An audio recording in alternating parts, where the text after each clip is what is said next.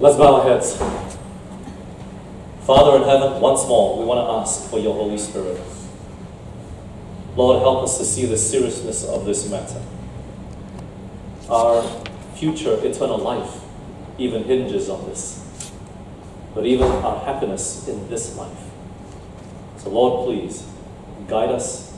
Open our eyes and our ears to see and to hear the voice of the Spirit and the counsel that you give us. And help us, remind us, Lord, that you're not against us. You're against bad marriages and bad relationships.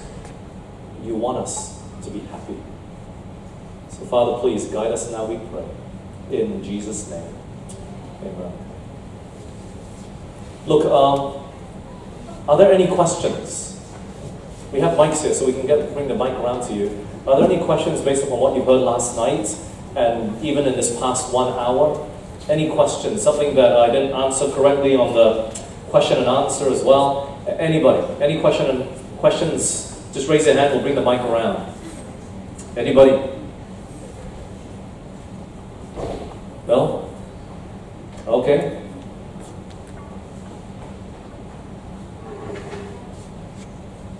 Orange mic. So what do you think about long distance relationship?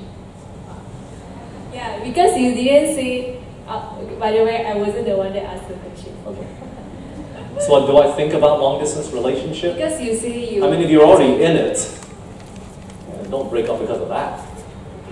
I mean, if they're not happy, then break up, but just because they're in a different state, I don't think you should. So there's nothing wrong with it. Don't do it for too long. I've been in a long distance relationship. The longest relationship I had was actually my second one, and I was in it for 4.5 years. I told you guys some of this last night. She was in Sydney, I was in Melbourne, and she was the niece of my pastor. And so the problem with long distance relationship is, every break I was gone, I would go there or she would come. And when we got together, it was exclusive to everyone else. Why? Because you have limited time with this person. So she doesn't really get to know your friends too well, and you don't really get to know her friends too well. I did here and there, but it's too difficult. And at that young age, all the jealousy came in.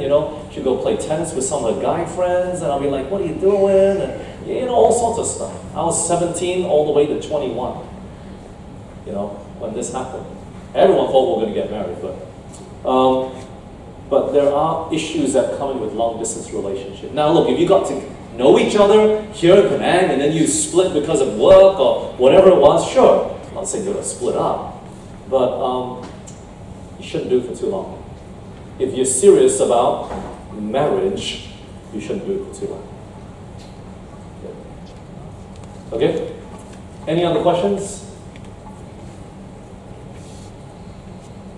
Anybody? Somebody here want to ask a question? No? Not yet? Okay. So, this next session, as I mentioned, we're going to look at how do we know we're ready? How do I know I'm ready to now consider somebody and start dating a certain somebody? Okay? So, we're looking at these readiness factors, but let's go through. Is not working.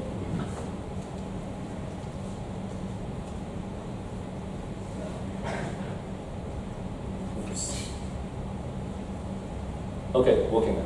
All right. Proverbs 11:14. Where no counsel is, the people fall. But in the multitude of counselors, there is what? Safety.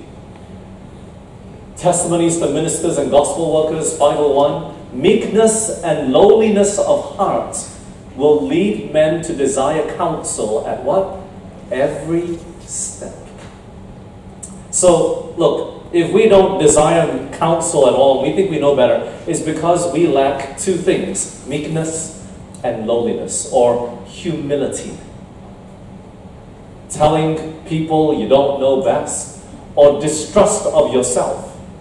Look, during my courtship with my wife, I had very good counselors. They were my brother and my sister. And if you know my brother and my sister, they don't hold back. They will tell me what I need to hear. I counsel with them. I counsel with my brother. Like, do you think it's time for me to propose? I'm thinking propose. He said, no, wait. So I put it off. You know, when I was even in the relationship and we had fights and I counsel and I talked to my sister and she's like, you're an idiot, Ben. Go say sorry. I'm like, okay. You need people to just talk to you straight and tell you. You know, there needs to be that counseling. People that are not afraid. There's no vested interest in your relationship. Don't counsel with a single person. Not wise. Person who's not married. Not wise. Okay? What will end up is you're just going to be miserable together. And then you comfort each other. That's all. It won't be counsel. Proverbs 11:14, where no counsel is, the people fall, but in a multitude of counselors there is safety. And like I said, it means to many people running around finding the counsel you like, that harmonizes with your heart.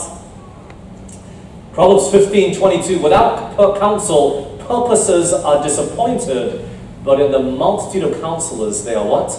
They're established. Proverbs 20, verse 18, every purpose is established by counsel, and with good advice, what? Make war. Look, you got to have good advice, whether I should go and attack this person and fight with them and conquer them, or try to at least. You need counsel, and look, marriage is even more important than that. We got to surround ourselves with good counsel. Verse 5, counsel in the heart of man is like deep water, but a man of understanding will draw it out. What does this mean? Counsel in the heart of man is like what? Deep water. What is deep water? Water that is not easily reached. You need a bucket. It's called a well. And it says here, counsel in the heart of man is like deep water. You want good counsel? You got to go search for it. You got to make an effort. Good counsel does not fall at your doorstep. Do you see that? You got to draw it out. Not draw out the person that you want to marry. Draw out good counsel. Do you see that? So it takes effort to even seek for good counsel. Don't just go listen to anybody and everybody. It's not wise. It's not wise. So, some of the poorest advice you can ever get is from counsel. Ungodly one, that is, of course. And that comes with very little effort, you know. So, here's the question that some of you have been asking. Am I prepared? Prepared for what? Prepared for what? Courtship? Marriage? Really, they're one and the same thing. Do you know that? You should get into courtship with the intention of marrying. So, you should ask yourself that question. If you're not ready to be married, don't get into courtship. Save yourself for the right person. Don't give yourself away too easy. Or else what will happen is you end up giving yourself away to a few guys. It's too late. So, am I prepared for marriage? Am I prepared for courtship? Same thing. So let's have a look at those few factors. There are 7 things that I want you to consider. Okay? 7. I don't know why 7. Just like that number, okay? But the first 2 that we're dealing with is physical. Alright? So, messages to young people, 452, paragraph 2. Attachments formed in childhood have often resulted in very wretched unions or in disgraceful separations. Early connections, if formed without the consent of parents, have seldom proved happy. The young affections should be restrained until the period arrives when sufficient age and experience will make it honorable and safe to unfetter them. Those who will not be restrained will be in danger of dragging out an unhappy existence. And then we read this part before, but now you know the background of this. A youth not out of his teens is a poor judge of the fitness of a person as young as himself to be his companion. So number 1, are you ready? Are you out of your teens? Alright? So how do I know I'm ready or not? That's the first thing. You know what? Studies have shown that the male and the female brain develop at different ages. Research shows that the male develops between the age of 21 and 24. That's just an average, okay? Some people never get fully developed. Female, 20 to 23. So female brain develops a bit faster. They're more mature in some ways, okay? So ladies, don't find a guy that's the same age as you. I'm not saying it's wrong, okay? But sometimes the brain might not be fully developed. You gotta wait a bit. Yeah? But there are exceptions in both directions, okay? Ellen White got married in her teenage years. Did you know that? So, is it sin? No.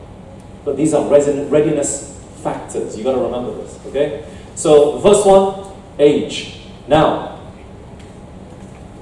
Ministry of Healing 358, paragraph 1. Early marriages are not to be encouraged.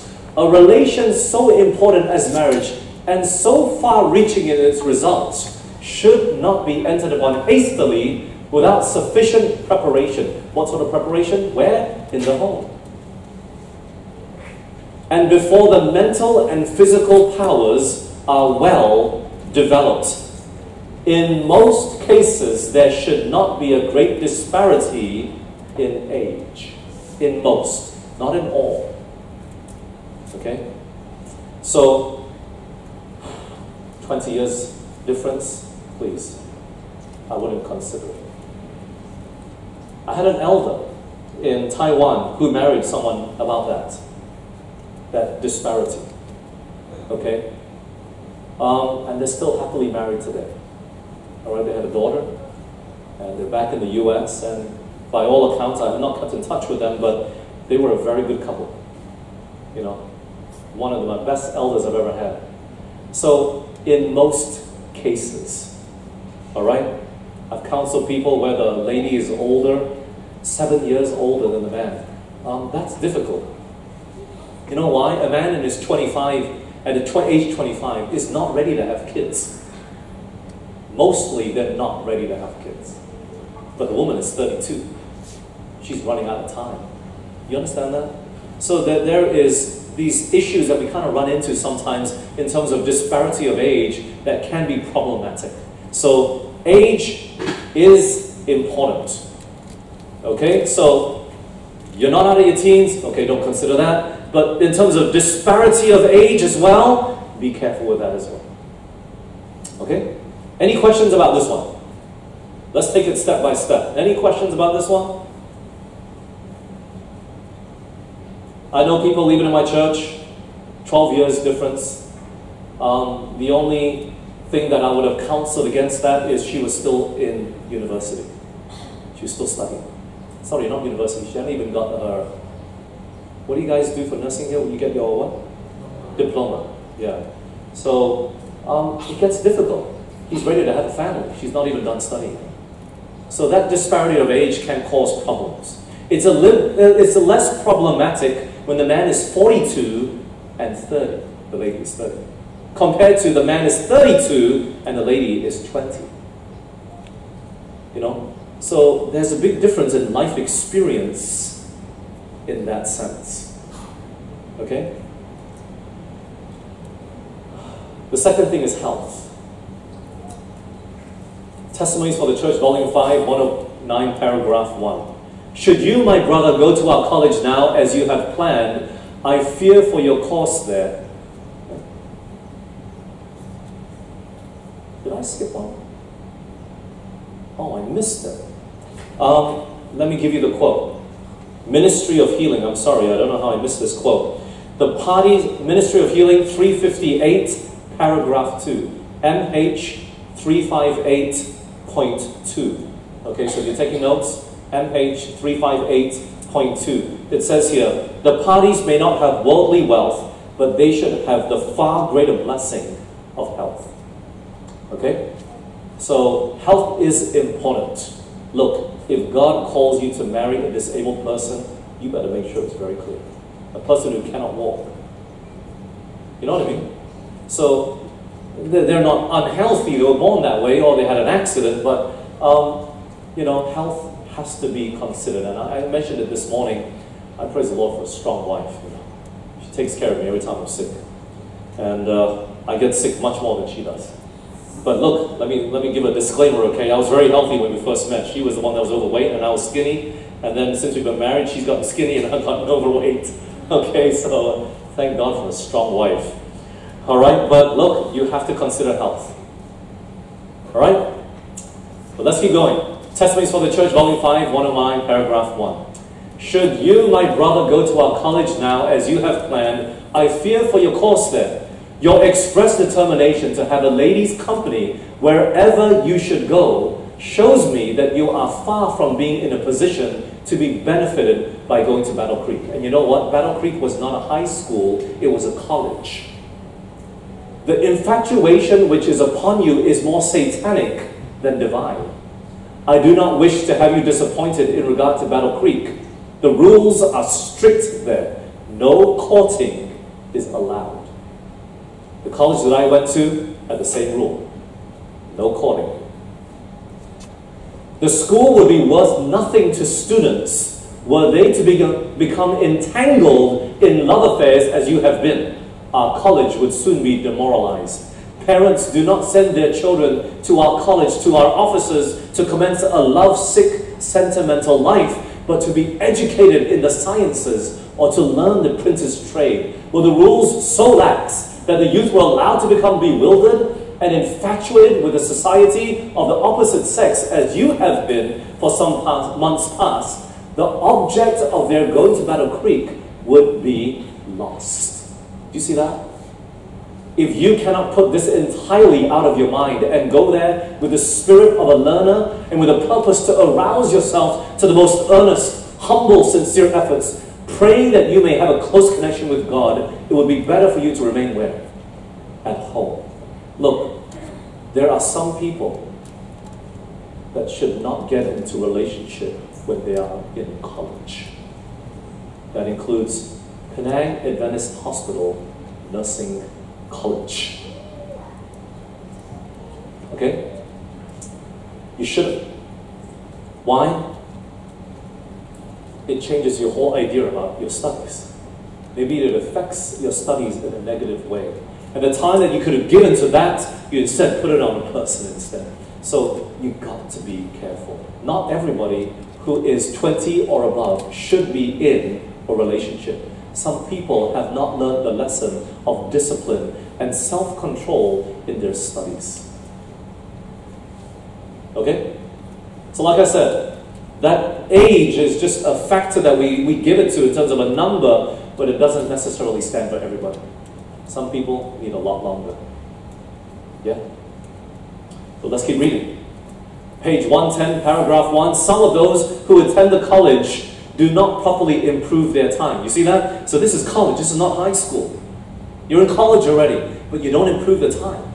Full of the buoyancy of youth, they spurn the restraint that is brought to bear upon them. Especially do they rebel against the rules that will not allow young men, young gentlemen to pay their attentions to young ladies.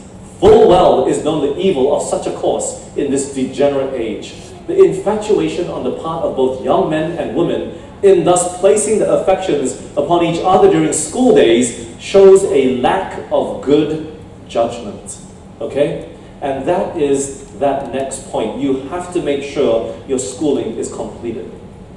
Look, the school that I went to did not allow for dating while you're in college. And you will find that actually many of our Adventist schools that were established, and I'm talking about colleges that were established at the very beginning, did not allow for dating. Did you know that? Like in Philippines, the Mountain View College, I learned its history. It did not allow for dating before. But now it's changed. And look, as a student, for me, I was going there, I left my work, I went there, I was not going there to look for a mate. I wasn't going there to challenge the school rules. I was going there to study.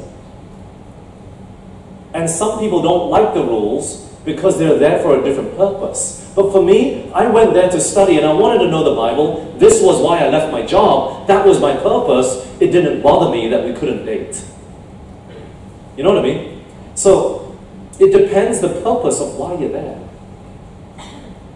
So, some people, you got to wait till your schooling is done. Any questions?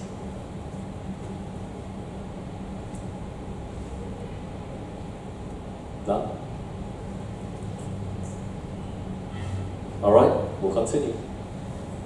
Messages to young people, 442, paragraph 2. The good society, as well as the highest interest of the students, demands that they shall not attempt to select a life partner while their own character is yet undeveloped, their judgment, what? Immature, and while they are at the same time deprived of parental care and guidance, which is actually a lot of young people here today. Your parents are not here. You got to make sure you have what? Good judgment. Your judgment is mature.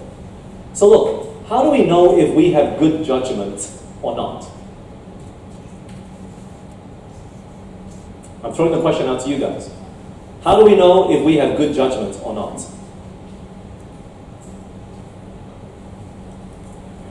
How do you know if your judgment is mature or not? This is not a trick question. I want you to think about this. How can we know whether our judgment is good or not?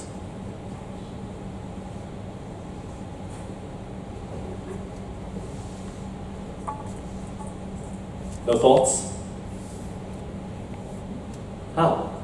I haven't got a slide on this. Anybody? How do we know if our judgment is mature or not?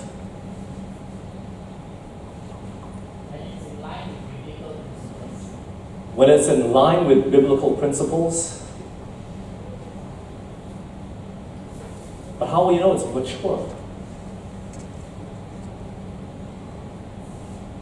It benefits everybody.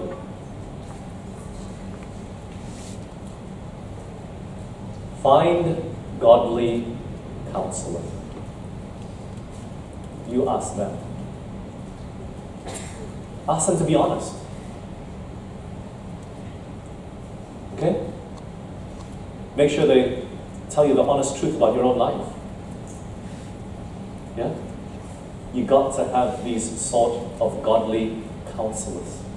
Because sometimes we think our judgment is mature. But people can see the picture when they stand back and go, no, no, no, no, no. Wrong decision. Okay? The school that I studied with at, I told you, did not allow dating. And man, I tell you, I see so much underhand stuff all the time. Even some of the students were lying about their relationship. It was really sad. I got together with my wife when she got into internship. She hadn't graduated yet, but she got into internship. And the reason why was because we were overseas students, you see. And so if she wanted to stay, she had to apply for this visa during her internship so that she could stay another year. That was the main purpose of asking her. But the second thing was to make sure she was done with her book study. And then I asked her. And guess what? Sure enough, during her internship, the school came calling. Are you together with Ben? And before they ever did that, we made a decision. We're not going to lie. We're not going to be like all her friends. If they ask, we tell the truth. And so we were ready. We were ready when they would come and ask and everything. And sure enough, they asked, and we just said, yeah, we're together. You know? Up to this day, she's not graduated, but she's a full-time mother right now. She does homeschooling. She's busy. She's cooking for everybody. We have about 10 young people that stay over at our house every week. These sort of things you can't learn in books. I'm going to get to that in this next step. But not everybody should be in a relationship while they are in college. Okay? Some demonstrate just too much immaturity. I saw people, they'll go on walks, and then they'll just lean over, and then they pass a piece of paper to the other person. I was like, wow. They must think I'm stupid. So many things go on underhand. But it's amazing. I wonder why they came in the first place. You know? So, you're not sure? Look, get godly counsel. Tell the people. Tell that person that you trust who's walking with Jesus. Okay? Very, Very important. Here's the next one. The next two kind of deal with the practical, okay? Adventist Home 87, paragraph 1. Upon no account should the marriage relation be entered upon until the parties have a knowledge of the duties of what? A practical domestic life.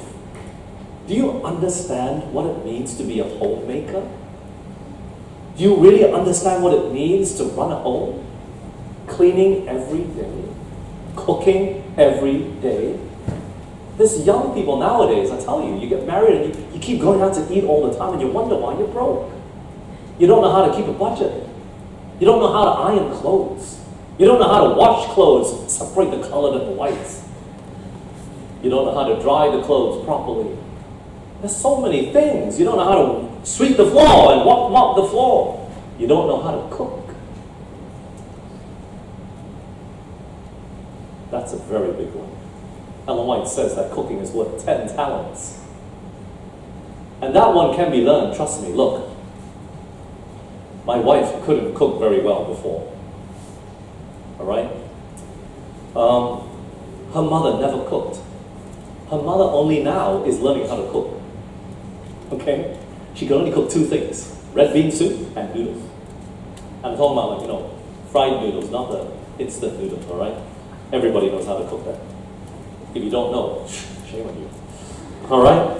But she couldn't cook before, but I tell you what, I told you, I observed what she did all the time. Every lunchtime, she would go down.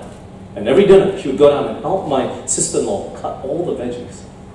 She said, I don't know how to cook, I can do something else. You know that? So, you gotta learn all these practical domestic duties. Look, baking a cake is not a practical domestic duty. You cannot eat cake every meal. You know what I mean? Practical domestic duties. Know how to balance budgets. Know how to keep a budget. Know how to keep your finances. Make sure you're industrious. Make sure you're thrifty. Know how to save. Man, understand what it means to invest. You gotta know all these things. It's important. Know how to run a home. Know the costs of running a home. But many of us, we don't know. And it's because we've been lazy in our own home growing up. Do you see that? I learned this at a young age. Whenever I was bored, I don't know why. I hated studying, okay? I know why. I was lying. Every time I was bored, I would go out there and I'll just stand there and I'll watch my mom cook. Because I knew that she wouldn't tell me to go study when I was helping her. So I always helped her out in the kitchen. I'd always cook stuff with her and she'd be so happy. But in fact, I just hated studying, you know? But I learned very quickly what it means to have a practical domestic life.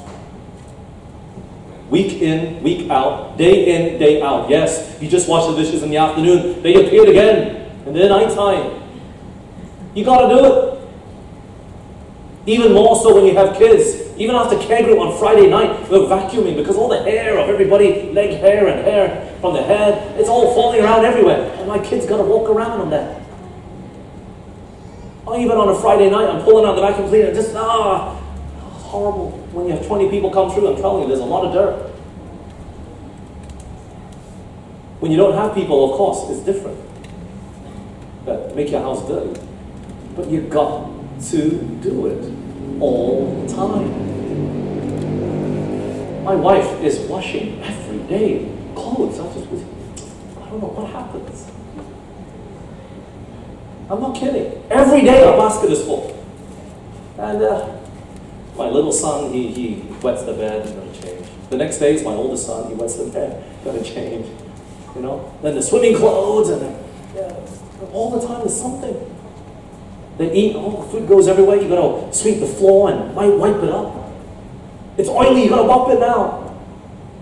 Do you understand what practical domestic duties are? Many of us have no idea.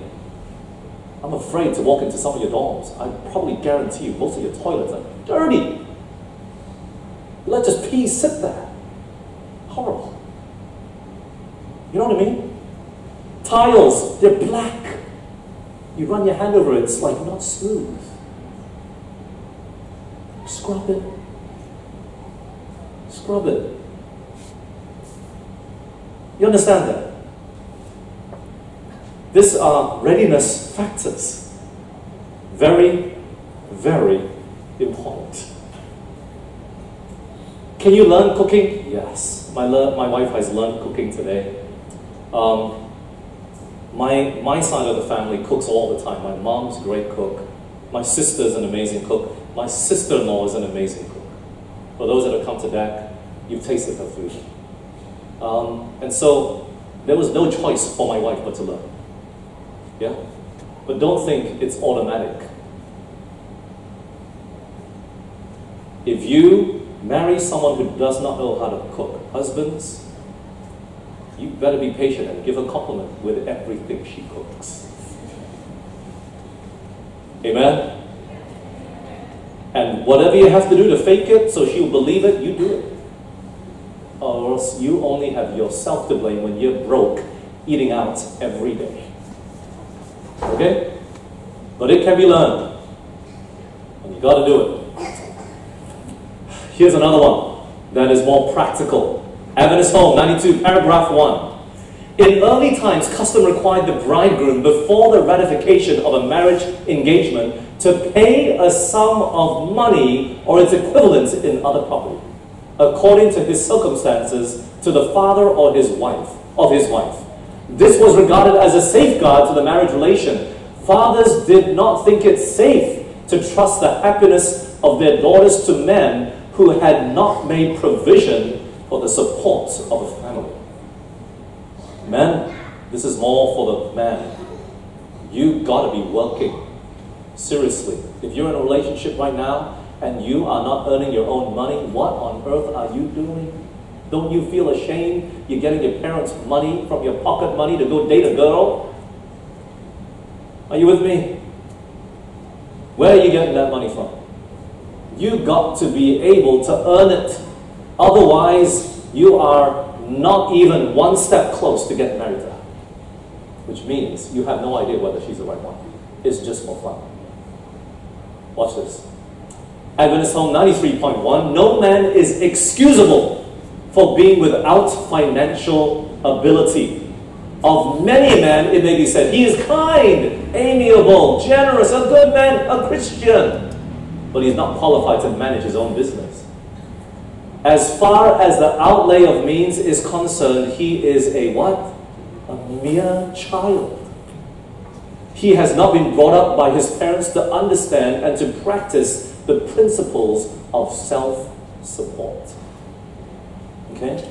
So, what is this one? It is financial ability. Girls, please. If he is not understanding how to manage those finances and he's not earning it himself, which is why he doesn't understand the managing of finances and the importance of how much 1 or 10 or 20 ringgit really is, then don't even consider this person. Now, that being said, let me share with you my story. I got married when I was out of a job for 9 months. In 2009, September, the global financial crisis, for those that are older, understand what I'm talking about, it hit the whole world. Banks collapsed in the US, houses plummeted, people declared bankruptcy, and it affected the stock market and the world went into recession. And the ministry that I was working with ran out of money. So we had to leave, my brother and I. And I came back to Malaysia, and I was here for 9 months. Okay? The first 3 months, I was waiting for some ministries back in US to get back to me as to whether they wanted to go ahead with hiring us. And they didn't come through. Then Aiden came and asked me, but they asked me, and I said, wait. But when I went back to them, they'd already found someone else to be their Bible teacher. So I said, Lord, what is it that you want me to do? I proposed to my wife in December, at the end of December 2009. I'd already asked the parents, and then she said yes. And I got into some interviews for IT. I had a friend who worked in HR. She got me some interviews, but all the jobs required me to work on Sabbath. I said, no way. I'd already made up my mind. I wasn't going to work on Sabbath. And so I was just praying, Lord, please, I'm desperate. Just give me something. I'll take it. And that's why Taiwan called and asked for me to be a chaplain. I said, I'll take it. I didn't even think twice about it. And of course, I went there and I hated it. But I took it, and when I got there, it was very interesting because they never interviewed me. I gave my resume. 1 week later, they came back and said, yes, you're hired. I was like, really? It was strange. When I got there, I asked the principal, and I said, hey, you guys never gave me an interview. He's like, yeah, I looked at your resume. Just had this feeling, this is the right person. We went ahead with it. That was it. I knew that God had gotten me on the right path, even though I hated my job. But coming back to my time in Malaysia, 9 months without a job. But you know what I did during the 9 months? I created this app with my friend. It's called iPraise for the iPhone. It was the first hymnal app for the SDA hymnal. I typed out the whole SDA hymnal, and I was trying to find ways to support myself. And so we wrote this app, and we generated a few $1,000s for ourselves. So even though I wasn't with a job at that time, I still had what? Financial ability. There are some people that have never worked a day in their life. Forget it. Okay? You've got to understand the value of money.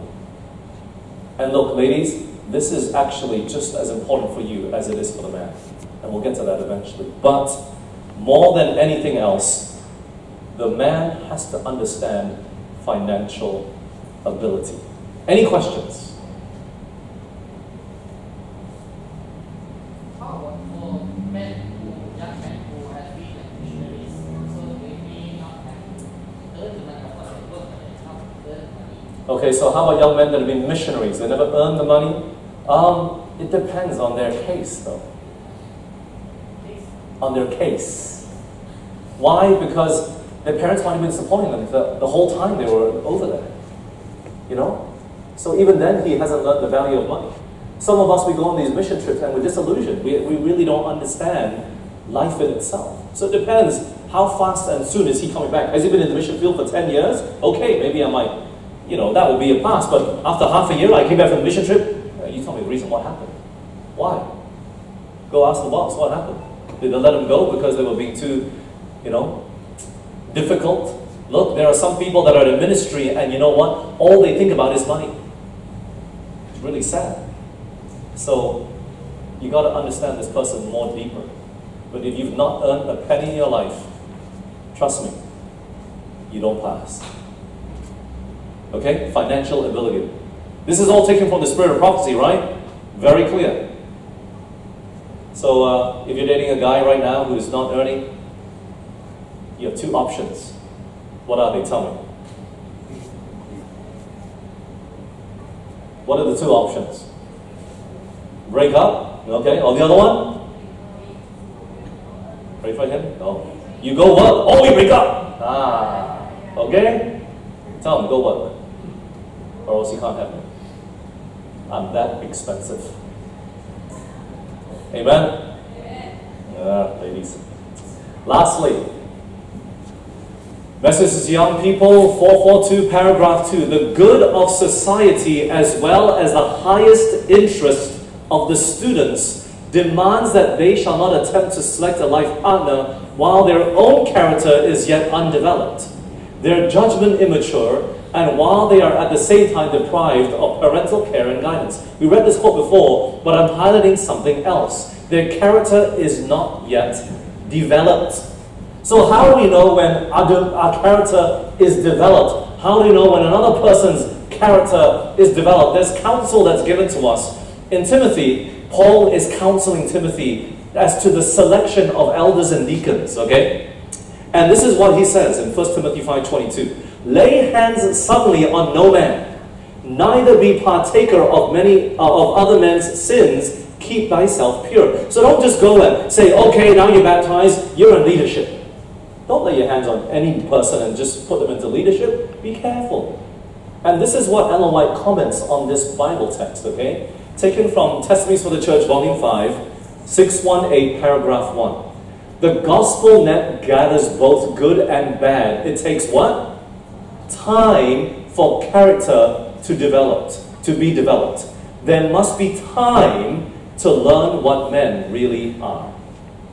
Look, Ask your counselors that know you very well. Where do I fall short in my character? If you would be willing to say that, the adults would be so happy to tell you. Trust me, it's very easy to see it. But go, I dare you, young people, go ask the adults that are close to you. Where do I fall short? What do I need to improve? Sometimes they're like, they don't want to hurt you. You can tell, yeah, you're all right. Nothing wrong. But remember, good counsel is like what? Drawing water out of a well. The deep water. Don't go, oh yeah, thank you, yeah, okay, I can go and get a relationship now. No. Ask them, are you sure? Come on, be honest. What have you seen? What do I need to improve? What do I need to change? Tell me. You got to draw that counsel out. Yeah? It takes time. You need time for character development. Some people, we just overlook these things and we never grow up. We're still immature. I can tell you so many stories. There's one person I know in the US. He's in California. He got married to this girl, and this girl came running to my sister for help. Please counsel my husband. All he does is play computer games all day. She had to go out and earn the money for the family. You tell me you didn't know that about him before? Are you kidding me? You know what I mean? I know some people, they're married with kids, and the husband still has a game room. It's a TV, a couch, and the PS4 or whatever, just for his games. If I was the wife, I'm like, I'm not having that. Taking the TV and throwing it out. Some people never grow up. So if you want to marry the right person, you don't know who they are, you got to give it time.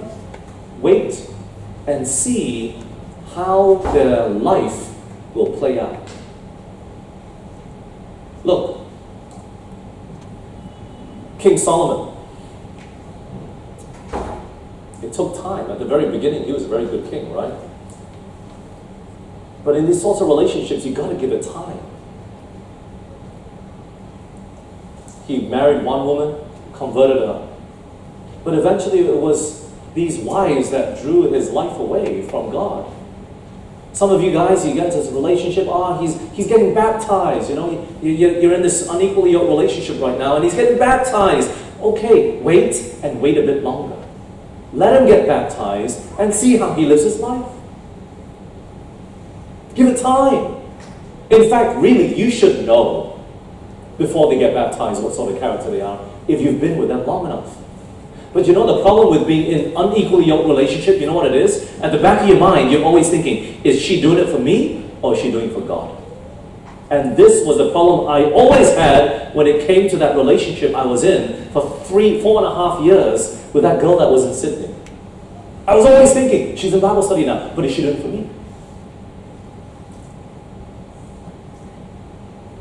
I've seen parents give an ultimatum, you can't marry my daughter unless you're an Adventist. It's baptized. 2 weeks later, he's out of the church. But they're married already. You know what I mean? Don't play with your life like that. Give it time. So what if you're 30? Give it one more year, you're not going to die. Right? Give it time. There are some people, they say, Pastor, if I don't get married, I'm going to die. And then when they get married, they wish they were dead.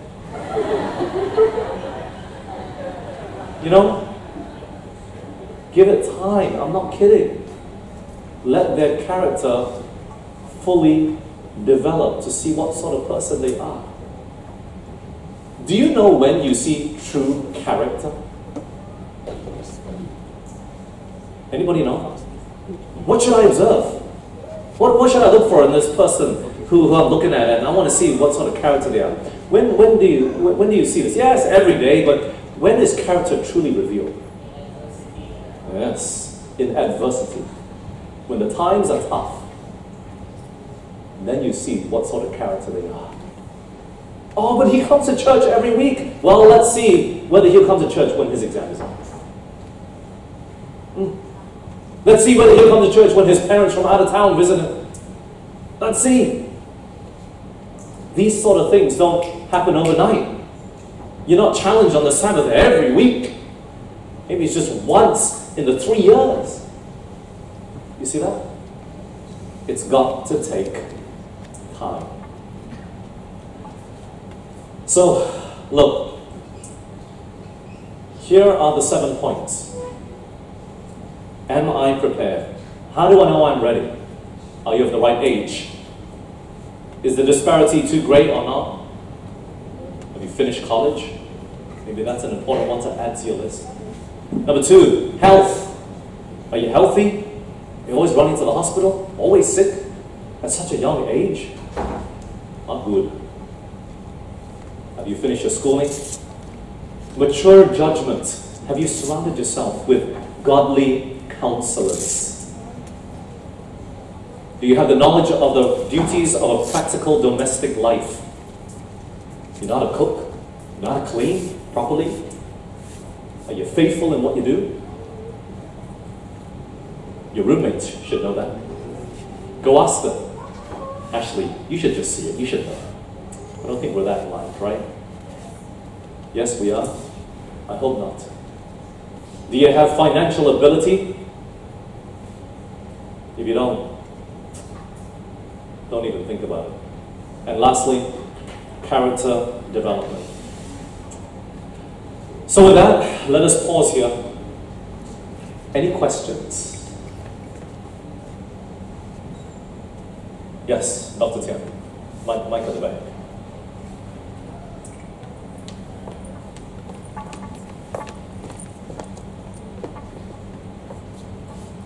Before I go out with ER, well, you're welcome to come to my house. A lot of cleaning and washing and training. Okay? One of the biggest problems with people, not just young and old, not just young people, but old people also, is the problem of how to control your emotion. You see the right person, or supposed to be the right person, you can't control your emotion. And the emotion seems to be the driving force to propel you forward into a relationship. And this is the biggest problem. How to control that emotion of yours. That's self-control. Start by what? Don't eat between meals. It really is. I mean, our emotions, if you understand the higher powers and the lower powers, our emotion is right here. So is our appetite. It's the same thing that you find down here. And if you can allow your reason and your judgment and your conscience and your willpower to be able to control that in spite of how you feel, then you're halfway there in the relationship part too. But if you're unable to, you've got to surround yourself with people that are close to you, that are good and godly, and they'll watch your back. My sister, I stayed with my sister for 1 year, and I tell you, there was one person I dated she was not happy with. And I'm glad that they weren't, even my brother. They pulled me out of a very bad situation. And I praise the Lord for that. But you got to find people that will watch your back for you. But that means you got to be open to that. Yeah? You got to be open and honest about your very situation. So sometimes we hide things too much. That's the problem. And unless you've surrounded yourself with these people before the situation happens, you will just hide. But if you're close to them, you will tell them everything. You see that? So you've got to surround yourself with good and godly counselors. It's really, really, really important. Okay. Talking about the godly counselor. So most of these things we need advice from them. So how can we actually find a godly counselor? Like we need someone that knows us well, but then what if that someone is not godly enough, or we have someone who is godly but doesn't know us. Look, young people, you got to get to know the adults in the church. Too often we're segregated by families and the young people. You know, and I don't like care groups that are youth care group only and there's no families there. So at my house, my wife and I, we join with our kids. And they like to stay late at night. It's the only time they get to. And they hang out with all the sisters, the tetes and the kokos there. They love it. You know, ask Derek, he's one of them, their favorite. And so the kids always play with them, but you got to get to know these families. The church is not cut this way, whereas just a single age group is cut this way. So young people, you got to just hang out with them. Derek many times comes to my house. He just asks, hey, can I come over? Oh, okay, come. You know, so you got to make the effort too to get to know them. Yeah? And if you don't, sometimes they're too busy with just raising their kids, they don't have time for that. So we as youth have to go out of our way to attach ourselves to these people and go out of the way, and when the mother is cooking, go stand there and help them, get to know them, and through that, the course of the conversation, things will come out. But sometimes we young people, we just want to hang out, hey, got free food, let's go, and you just sit there on the couch and wait to be served. I hate young people like that. I wish they never came to my house, because it tires my wife out for nothing, and they're ungrateful brats. These sorts of people are never ready. You know what I mean? So get to know them. They don't owe you anything for them to have to get to know you. So young people, put yourself, remember, it's like drawing water out of that deep well. It's going to require effort on your behalf. Now, with that being said, adults, please, make your homes available. Learn to open your home. It's tiring. I see my wife get really tired. The weekends are busy. She cooks sometimes for care group, breakfast for 12 people. She cooks 5 dishes for lunch. She gets tired. And sometimes they have a barbecue and she's helping with a steamboat or different food or whatever it is, all the social activities. And then Sunday, they ask her to cook for campus outings sometimes as well. She's always cooking. Ladies, you gotta learn that. I'm not being sexist. Ladies, please, you gotta learn. The man, you gotta be out there, sweat of the brow, earning money, okay? Provide for the home. But you gotta get in there and get to know the mother and the father. So it's tiring, but look, those that are married, please open your homes. And let me speak to the married couples for a minute. I've seen some people that are raised in very good families, homeschooled, or very good principals. They're at church every week, but somehow these kids, when they get older, they leave the church. I don't understand why.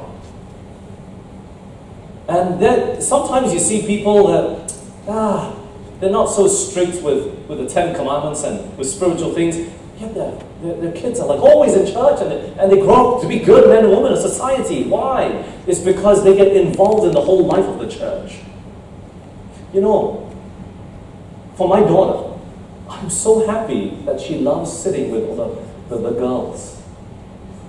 And so you know what my investment is? It's to make sure the girls are good examples. You see that? The guys, same thing. The young people in my church, I want to make sure that they're a good example for my kids, because they love playing with them. They love being around them. They don't love just hanging out with the kids their age all the time. Do you know that? My daughter walks to church with the girls. She doesn't even sit with us sometimes. So my vested interest is I have to make sure that these girls that she's hanging around with is good. So you want to make sure you have good kids in the future? It hinges on the youth in the church. So married couples, invite the youth over to your house all the time. As much as you can, open your house. The youth will be happy to come, trust me. Free food, who isn't? Right? But by that, you get to know them, you get to counsel with them. So yes, does it go both ways? In a sense, yes. But look, as a youth leader, you just go to adults. Can we come to your house this Saturday? can we come to your house this Sunday? And just ask. They might say, okay. And they might not like it, but you know, just use them. All right? They got to learn to like it. All right? It helps. It's a blessing. This is where effort has to go both ways. But, young people, if you don't know you're shy, you go ask. You have to. Or else you might be too shy to get in a relationship. That'll be even worse. Right? Any other questions? You got a question as well? Okay, go ahead. I'm not really understand about the help. For example, when the person that I love is paralyzed, so I need to love him, but I love him so much. For example. Okay, so look, if you're in a relationship, you're not married, and the person gets paralyzed, you got to think about this. Do I want to be like this for the rest of my life? Is this how I want to live my life? Look, when you're married, till death do us part. But when you're in a relationship, you got a choice. Yeah? This person's always sick, always going to the hospital. Some people, they have these diseases, and you know, one of my elders, he said that he had this bag hanging out of his body. He was carrying around with him for a few years. Do you know that? It's horrible. But you got to consider all these things. The health. And this even comes in with age. Maybe the person's 15 years older than you. Do you want to be taking care of a person in a wheelchair when you're 50 and they're 65? Or, you know, you're 60 and they're 75. So these things you got to consider. You got to think about the long term. So if they're this unhealthy when they're young, right? So you got to consider the health of their body. Are they able to take care of themselves? Are they healthy? You know? Are you sure you want to put up with all these health problems that this person might have? You have that ability to consider that when you are in a relationship. Now, when you're thinking about this when you're married, shame on you. There's no choice. You married this person. Yeah? But no one's going to hold it against you when you're single and you're not committed in terms of marriage. You can make that choice. Yeah? Any other questions?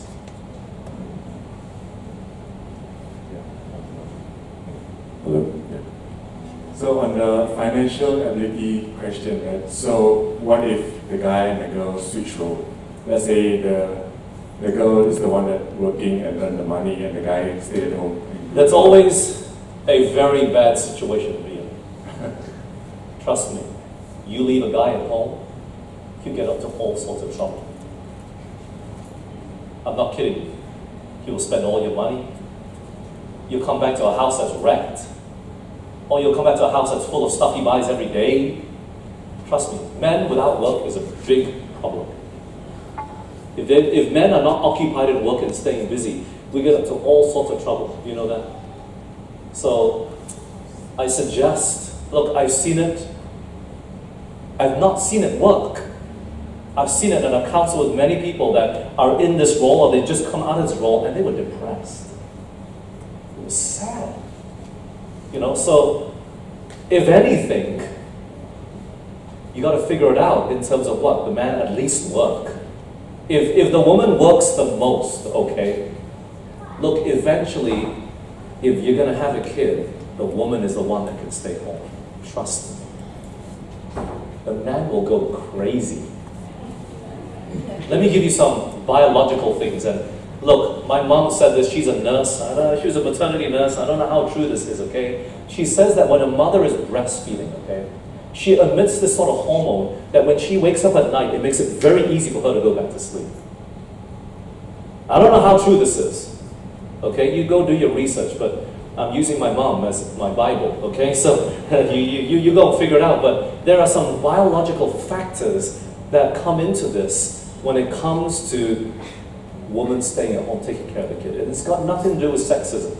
We just live in this day and age where it's just all really confusing, you know? But if the woman is to work or she earns more, then you got to figure it out. But please don't make the husband a house husband. That's just, you're putting your marriage in jeopardy when you make your husband the house husband. Trust me. he will get up to all sorts of trouble. He'll get into depression. He'll gain weight, or he'll go anorexic. Something will happen. Something really bad is going to happen if it happens like that, okay? Make sure the man just goes out, even if he's throwing rubbish for 12 hours a day, let him do that and get really tired. It's more fulfilling than sitting at home and working. Okay? And you look at the makeup of how men and women are, we're different. Men is physical. He's got to go out and do something. Women are emotional. That's why she can hear the baby cry. I told my wife, we just had this conversation 2 days ago. Because she always loses sleep when the kid's crying. Guess what? The kids sleep with us. I said, look, just let him cry and he'll go back to bed. He's like, yeah, I know. Just can't help it. When they cry, I just got to get up. Okay, put him outside. Put him in the other room. I said, okay. And then after I said, actually, no, it's okay. We did this once. All right? We made our kids sleep by themselves in the room next door. I always woke up. That's my wife. She was gone. She was sleeping with them. I said, no. You just bring them back in. So at least I can wake up and I know my wife is next to me, So women, they have this ear. They're emotional. Words, sounds stir them. That's why women, they watch movies, they cry. And it's all the music. And they, Women, and the men are just like, they're looking at them, it's like, it's just funny. Some guys are very emo, okay? They're crying right there with the girls. But in general, guys are not like that. They need to go out in the sweat of their face. They got to work the ground. They got to come home exhausted. It's good for them. So they don't get up to any other trouble. Amen? And then you know what I'm talking about. If you don't, you're just lazy.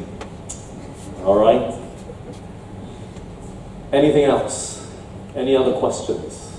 Yes. This is a man that's going to get engaged soon. We got to pray for him. For financial ability, what is actually the guideline? Is it just that you are able to get food to the table every day and roof to stay on? Like is there like a guideline that how much you should earn or like this and that? There's so many things that people talk about this, but like people don't invest, some don't invest, some invest. No. Look, you got to look at the character when you link it up with financial ability. Why? Some people are just happy to do the bare minimum. And I've met these sort of people before. They go to work because they have to go to work. And as soon as they leave, they'll leave and they'll get out of it. And where do you see whether this person has that financial ability is in the rest of his life. How does he manage money? Yeah? I've seen a married couple, they fought. The wife came and stayed with me. He beat her. They fought and he was so angry that when she left, he went and bought himself a PlayStation. Can you believe it? So immature. He was so upset at the wife, he had to go spend. It's like shopaholic, had to console himself with buying something new. This is immature. How do you manage, how do you deal with your money? So even with the little that you have, how do you manage it? How is your attitude to providing for the family? So for me, I want my wife to stay at home. She has to take care of the kids. This is the most important ministry that we ever have. So we've got to cut corners. We've got to make sure that we live within our means. We've got to make sure that, we're not living at a point where we have to go and she has to go and work regardless. Or I have to go back and depend on my parents or her parents, So we've got to look at all of this. But you can tell when they're single as well.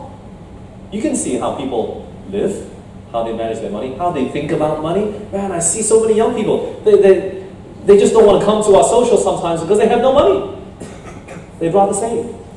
Or some just skip. They're like, no, it's okay, and they'll just get a drink and they'll just sit there. Looking at them, I have to pull them aside. Are you short on cash? Some people, that's mature. They're going to live within their means. You see that? So you gotta see, you gotta observe all these things. It takes time for character to be developed. You see how they spend. You see how they live. You see how they treat their work. You know? All these things. Very important. Anything else? Any other questions? For those that ask the question, how do I know I'm ready? I hope this helps. You know, the readiness factors. So how do I know this is the right person for me? Same thing. Look at their age, their health. Are they done with school? Do they have good, sound judgment? You don't know? Go talk to people that they're close with. Right? The adults that they counsel with. How are they in their dorm rooms? Do you see them help? There are some youth in my church, you never see them lift a finger to wash anything. I'm not kidding. They will avoid the kitchen like the plague. So you can observe all these things. And I feel sorry for the young people who get attached to them. But you know what? It's none of my business. Unless they want to come and ask for counsel. You know? So, practical domestic life, financial ability, character, it takes time. Yes, on that side.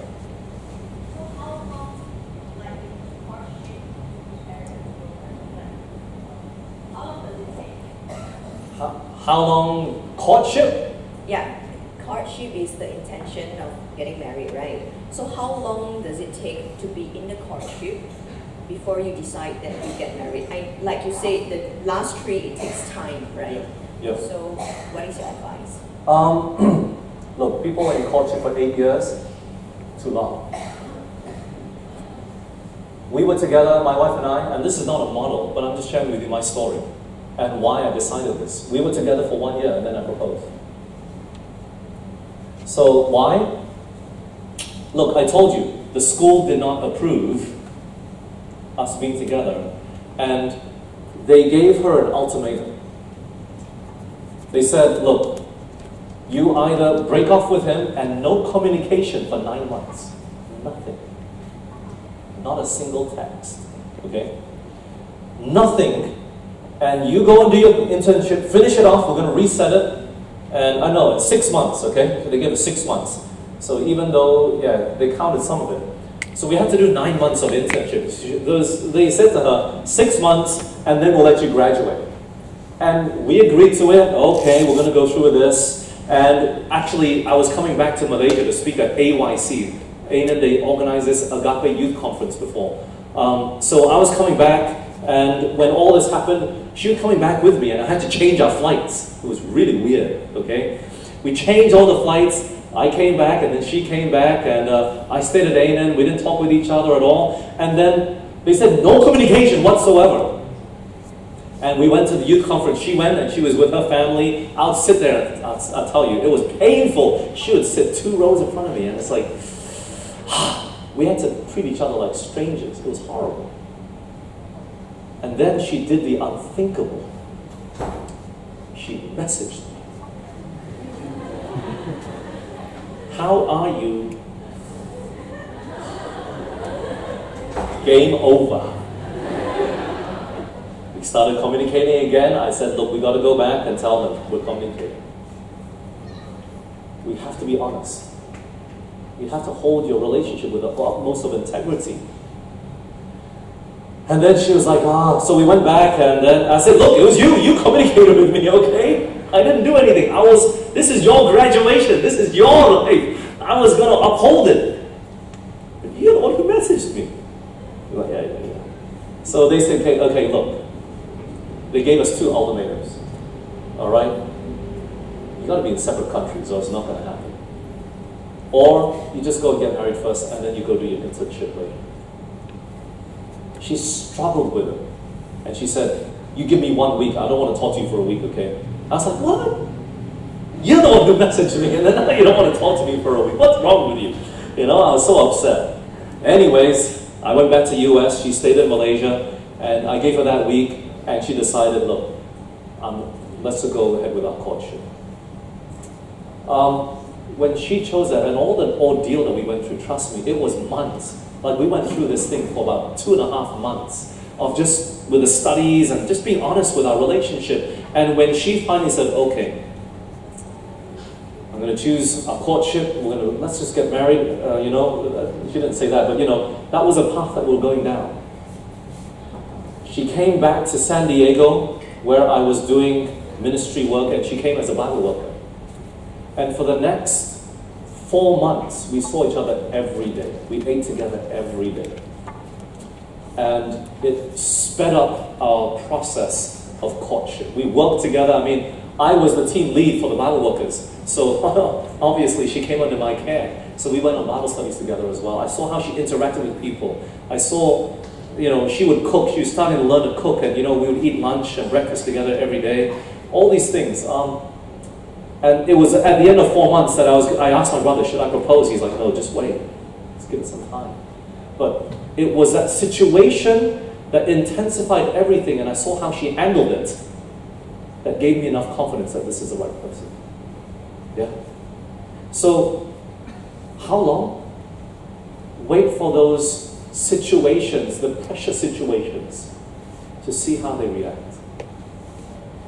You know, it's like a person that gives up smoking. You say, I'm not going to marry you unless you stop smoking.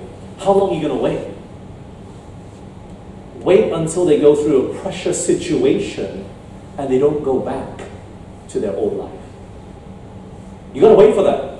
Don't just go, oh, it's been 3 months, okay, that's enough, let's get married. Maybe he didn't go through any pressure situation for 3 months. You see that? So you got to wait. How long? Wait for those situations to take place. That gives you in your heart and mind enough confidence that this is the right person. When we left, it was end of October we left, and we moved back to Malaysia. I told you I was out of the job. I stayed at her place for the 9 months. At her parents' house, I was staying in her grandfather's room. Okay, we weren't living together. But I observed how she was with her family. You know, so I got to see all these things firsthand, close up, and it was enough confidence to give me this understanding of this woman that, hey, I'm ready to commit to her. Yeah. So time limit, don't know. Long distance, longer. You don't see each other all the time, right? So it depends how much you know of that person. How often you see them, how open they really are, how much of their character you understand. Yeah? Any last questions as we pause here? Okay, coming back to the front here. So I have this question. How is the other person, he didn't or she didn't complete her school? Like her education? Like my wife? Oh, okay, sorry. She didn't complete her school. Okay, so the other question is, you say some were not suitable to start a courtship while they are doing the studies. So, my question is, how do you know whether you are suitable or not while you are studying, whether you have to pull off or, so what is the standard? Okay, let me take my statement back. My wife finished her book education. How do you know whether you're ready or not? See the faithfulness of how you treat your studies. Yeah? Does your studies suffer because you're in a relationship? See that? So you gotta have this. I mean, how do you know? Well, how can you not know when your girlfriend gets bad grades? You should tell us. Right? But unfortunately, sometimes it's too late then. So you got to give it time. You got to observe their study habits as well. People that are always out gallivanting around. It even happened in my school. You know, we were living in the country, you know, and people would gallivant around the country and they go off to the city there on the weekends, and they could. And these people are not even in ministry today. You know, they didn't take their studies seriously. So it depends what their priorities are. And I think you can see very clearly what some people's priorities are from the way they live their life, right? So book education, look, I suggest you finish it. I tried. My wife is the one that messaged me. Let the world know. Okay? Seriously, I will not ever forget. She would walk in and she would walk right past me and sit down. 2 seats in front. Man, I'll just go to my room, I'll just be so, like, oh, we're treating each other like strangers now, it's horrible. But for the sake of my wife's education, I was willing to go through with it. Until. That was her fault. Okay? Any other questions before we go on a break?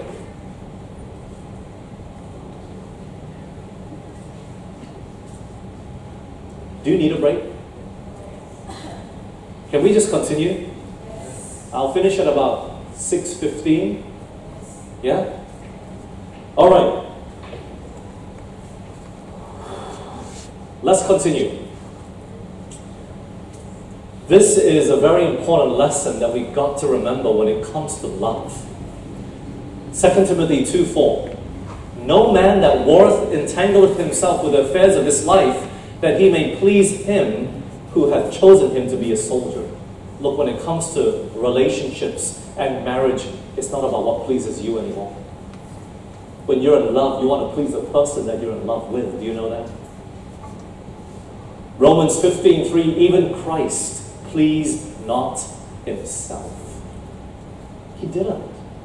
He didn't do what he wanted. He came to do it for humanity, but he loved his Father. It was all about pleasing his Father. Verse 1 of Romans 15, we then that are strong ought to bear the infirmities of the weak and not to please ourselves. Ephesians chapter 5 verse 10, taken from the NASB, trying to learn what is pleasing to the Lord. It's not about you. And you learn this even more so when you have children. It's not even about us as the husband and wife anymore. All your decisions are based upon your children nearly. Right? And that's love. Not because, oh, I have kids, I can't come, I'm sorry, I'm going to go home. So these people aren't ready to be parents. You know? But when you become parents, you have the best in mind for your children. It's about pleasing them, it's about putting them first. That's what love is. That's what love is all about. Adventist Home 43, paragraph 3. Marriage is something that will influence and affect your life both in this world and in the world to come. A sincere Christian will not advance his plans in this direction without the knowledge that God approves his course. I'm telling you, it's all about pleasing God. Trust me, when you put God first, you have the best and the sweetest of marriages. But let me finish this off, just in case you think that God is trying to make you miserable.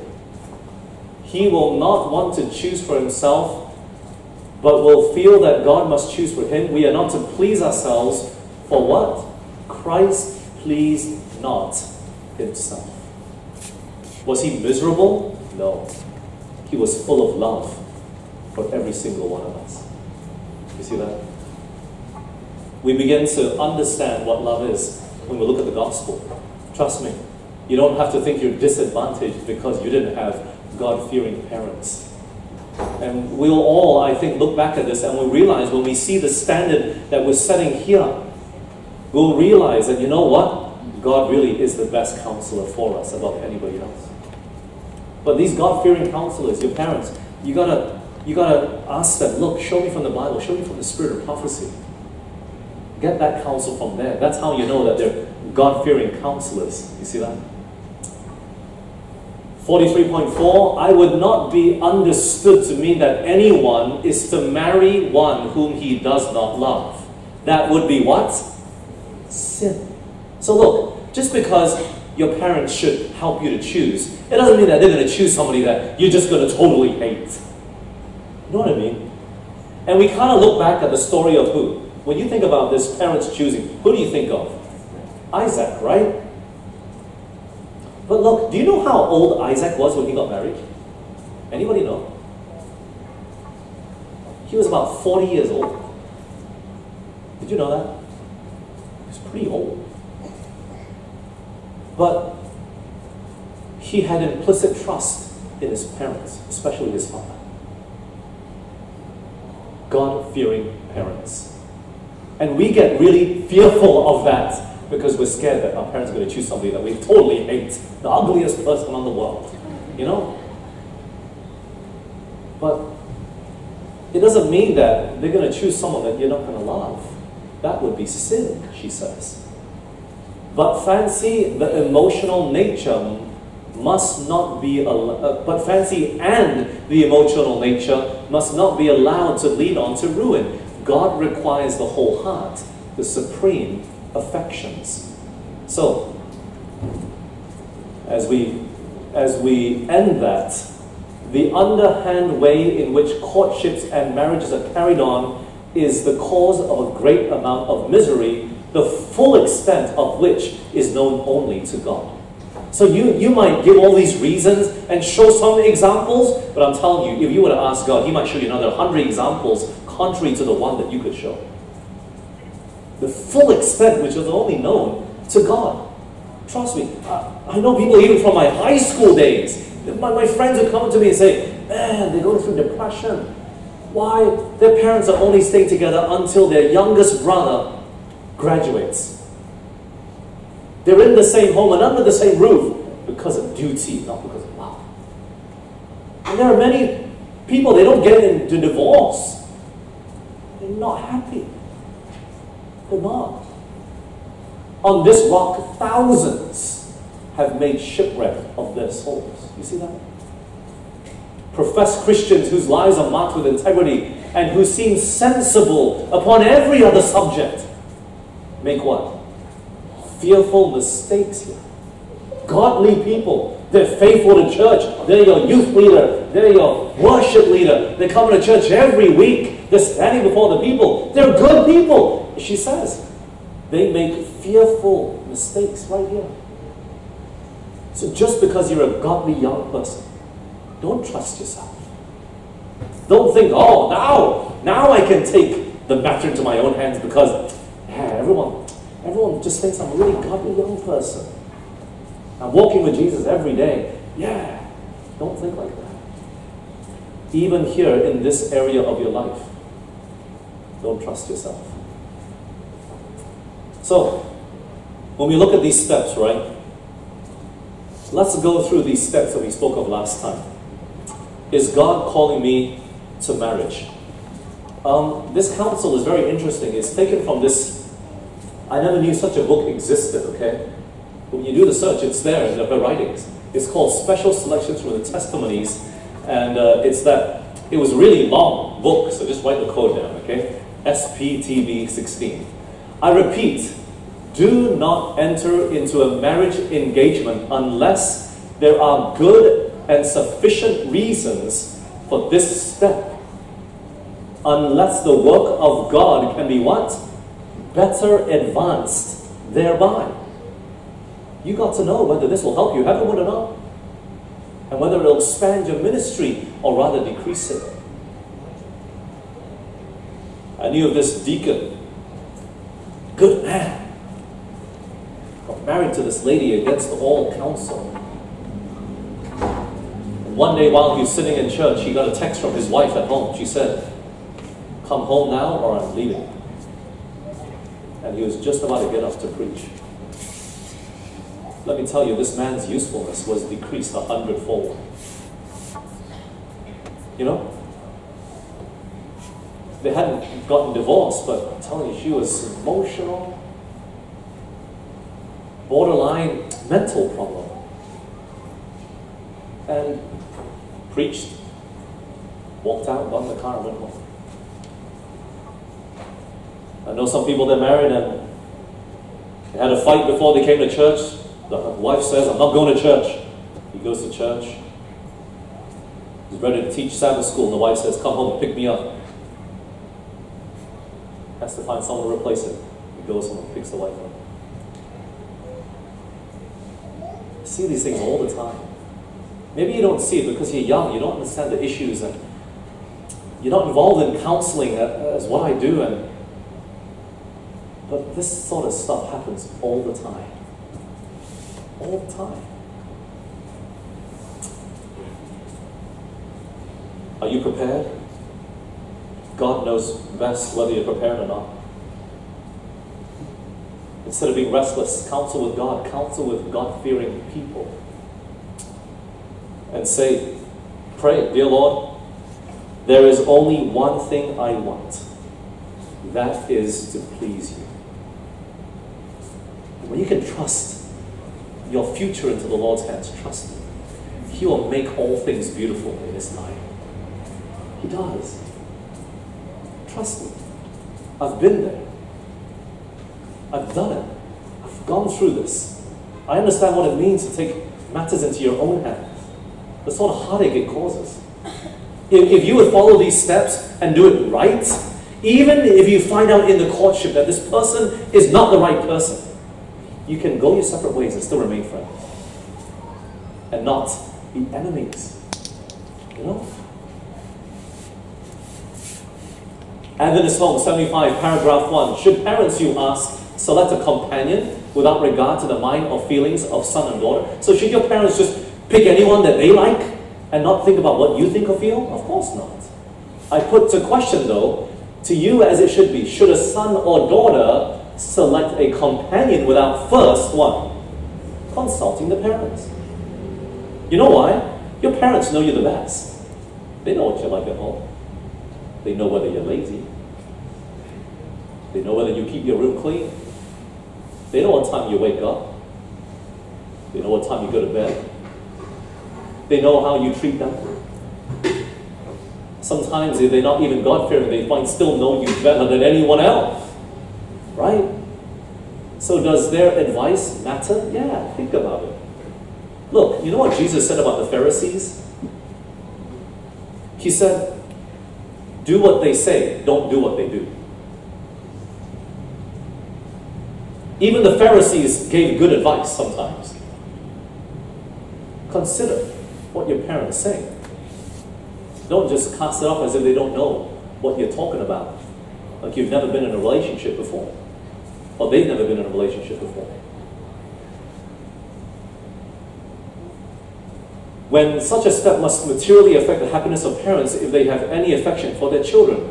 And should that child, notwithstanding the counsel and entreaties of his parents, persist in following his own course, I answer decidedly, no. Not if he what? Never marries. The fifth commandment forbids such a course. Honor thy father and thy mother, that thy days may be long upon the land which the Lord thy God giveth thee. Here is a commandment with a promise, which the Lord will surely fulfill to those who obey. Wise parents will never select companions for their children without respect to their wishes. So parents, remember that as well. Yeah? There's a balance to all of this. There's a balance. So, how should we follow these steps? Few have correct views of the marriage relation. Many seem to think that it is the attainment of perfect bliss. That's what we think of all the time, isn't it? But if they could know 1/4 of the heartaches of men and women that are bound by the marriage vow in chains that they cannot and dare not break, they would not be surprised that I trace these lines. You see that? There are some people out there that are married and they cannot and they dare not get divorced. They're unhappily married and they complain, but they're still married. Marriage, in the majority of cases, is the most galling yoke. There are thousands that are mated, but not what? Matched. I just recently heard from one of my wife's friends. She said she wished her husband would commit adultery. Isn't that a sad thing to hear? Just so that she'd have an excuse for divorce. Many people are mated, but not matched. The books of heaven are burdened with the woes, the wickedness, and the abuse that lie hidden under the marriage mantle. This is why I would warn the young who are of marriageable age, and I'm sure there are many here today. to make haste slowly. You understand that? To make haste slowly in the choice of a companion. Look, young people, stop thinking like he's the only one left. Don't think that. That's desperation. I was like that. Is she the one? Is she the one? Is she the one? Is she the one? You know what I mean? Make haste slowly. This is when many people make a shipwreck of their whole life. Slow it down. Surround yourself with good people that will help you to put the brakes on when you're blind to what you're doing. Yeah. Adventist Home 45, paragraph 1. Weigh every sentiment and watch every development of character in the one with whom you think to link your life destiny. Some people have asked me, am I going to give like courtship? How to conduct a courtship? Maybe you're of the right age. Maybe the man is working or financial ability is there. Maybe all these things you ticked off and they're good. Maybe you're falling short of one area, and I'm not saying you got to break up, okay? But there is a book that I'd like to suggest. Apart from, look, please, you got to read Adventist Home and Messages to Young People first. If you're in a relationship, you better read it now. Do it for your devotion, your morning, your evening. Read it in the toilet, read it on the bus, read it in church, read it everywhere. Make sure you get through it. It's the most important. You can see most of my quotes are taken from these two books. Adventist Home, Messages to Young People. But there's one I'd like to suggest for those that are in courtship to read. It's the second book by Joshua Harris. It's called Boy Meets Girl. Okay? I have a PDF on it. I typed it out. I scanned it. I OCR'd it, for those that know what it is. And I ordered it and I put it into a PDF. So if you want it and you don't have the money to buy it, I'll send it to you. In fact, let me send it to Adrena, and then you can just ask her, since all of you don't have my contact. Not that I don't want you to, it's just easier, okay? So I suggest that. Okay, boy meets girl. And usually when it comes to courtship, there are some things that I always advise. Number one, never be in the same house together by yourself. That's the first thing. Number two, do not stay up late together. All right? Latest, 10 o'clock. Don't text each other after that. Yeah, it's difficult, isn't it? What if, yeah, I work late, okay. Find some other time. Don't do it late. I know my counsel's against that. Yeah. So, do it in such a manner that you will not be ashamed for your children to follow when they are older. Yeah? Draw the line very clearly. So I suggest, read that book as well, Boy Meets Girl. But please, read Adventist Home first and Messages to Young People. Okay? Could I have the other slides up real quick? The number 4. And these are just questions, okay? I've taken them from MYP and Adventist Home, alright? And questions that we all had to ask ourselves in general, then questions the guy has to answer the girl, and questions the girl has to ask of the guy. Alright? I've already sent the PDF to Adrena, so you can look it up. You can get it, and you can go back and read it. You don't have to write it all down. I have it on a PDF, okay? So she can send that out to you if you'd like that. But these are the questions that we need to ask, not about am I ready, but just in general, okay? These are the ones that I found. So, let's go through this. And some of them seem a bit general, but after going through the principles, you're going to understand now a bit clearer how we can apply it. So this is what we should ask in general between guys and girls. Number 1, will this new relationship prove a source of true happiness? Well, how to be happy, go through those steps, right? 20 years old and upward, make sure they're earning money, the age disparity is not great, all those things, okay? Will it be pleasing to God? Are you following the inspired counsel?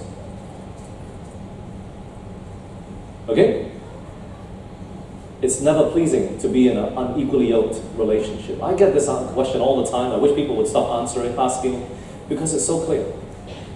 It's so clear. This is relationship, not marriage, okay? If you married a non-Adventist spouse, you as the Adventist better be more faithful than anyone else. Head above water. Okay? But we're not dealing with marriage here. Will it be a help to you in the Christian life? Well, how will you know? See how they are at church. See how you interact with each other. Are you helping each other? Are you pulling each other higher? Are you praying for each other? Are you serving God together? Genuinely? Okay? Number 4, will your example be a safe one for others to follow? So if other people followed it, would you be okay with it? Or are you doing a lot of things in secret? Yeah? Will you be happy for others to follow this? Number 5, will this union help me heavenward? Look, let me tell you the blessings of marrying a faithful, godly wife. 2 years ago, I was feeling really burnt out. I was kind of tired of ministry and tired of being in Malaysia. This happened 2 years ago, so I'm okay now, right? But my wife began to pray for me. Look, you got to pray for your pastors, please. Pray for those that are serving here. You don't know what they're going through. And sometimes it's hard for the pastor to take counsel from others, confide in others. And this is the problem that I find sometimes, but I'm glad for a godly wife. She prayed really hard for me. We talked a lot about this. We prayed together. And the Lord got me out of it. But, you know, will it help you heavenward? You will never know until you go through the rough patches. How do you deal with the rough times? Does your girlfriend just run off and disappear for days? Does your boyfriend do that? You come back and sort things out in a nice and godly way. You know what I mean? You can tell all these things when you're in a relationship. Will it increase my love for God? When you're in this relationship, does it make you more faithful? More involved? Serving the church? Walking with Jesus? Or does your relationship begin to encroach in your personal time with God? Do you have to text her the first thing you wake up? Do you have to talk to her? Does she insist it? Does she get upset when you say, I've got to spend time with God? You know what I mean? All these little things. Will it enlarge my sphere of usefulness in this life? Let me tell you, I could not do half of what I do today if it were not for my wife. You know, sometimes I really don't like traveling. I really hate it. When I finished my theology, that's all I did for about 3 years. I traveled everywhere. And when you're single, you know, it's kind of fun. But when you get married, you miss your kids, you miss your wife. I can't operate. I'm not normal without my wife. You know? I just don't like to talk to people. Just go back to my room and it's not the same. But my wife always tells me, Ben, go. I'm telling you, when your wife tells you to go, you just gotta go. I'm not kidding. When Adrina asked me about this thing, number one, I've never done a serious relationship talk of this magnitude, okay? And I knew that it was going to take a lot of study. And then number two, it was right after, I just was in Australia last week. So I came back Wednesday early morning and then flew out Friday. I really did not want to come. It wasn't of your charm, I'm sorry, it's not you. It's my wife. She said, go. It's like, oh, all right. You know, I said, will you come with me? She's like, okay, I'll come with you, but then I'll come in a bit of trouble, so it's okay. She said, go anyways, just go. So, if it wasn't for what I do, what she does, I could not do what I do. It's me that is not used to having 10 people in our home every weekend. Do you know that? I like my privacy. I like to I need a space in my house where it's like no one can see me. And the God honest truth is, I just don't like to walk around the house with a t-shirt on. I have to walk around topless. And it drives me nuts that I can't do it because there's people in my house. You know, I don't go naked, don't worry. But it just stresses me out when I have so many people. But you know what? I know it's great for my kids. I just know it. And I'm so glad my wife is so supportive. I'm telling you, these things enlarge your sphere of usefulness. She makes me look good as a pastor. You know that? All these questions, it will make you more useful or less. What is it? Hey, guys, what's up with the guys? Listen up, guys. This is what you'd ask about the lady, huh? Just in case you thought the man had to be working, we'll get to this. Will the one you marry bring happiness to your home? Well, inspired counsel. Follow that again. Number 2, is she an economist? Or will she, if married, not only use all her own earnings, but all yours to gratify a vanity, a love of appearance? How does she spend her money? You gotta know that. Is she a shopaholic? Gotta know this. Man, look at it. Be careful. Number 3, are her principles correct in this direction? Has she anything now to depend upon? Guess what? She has to have financial ability as well. It's not just guys. Okay?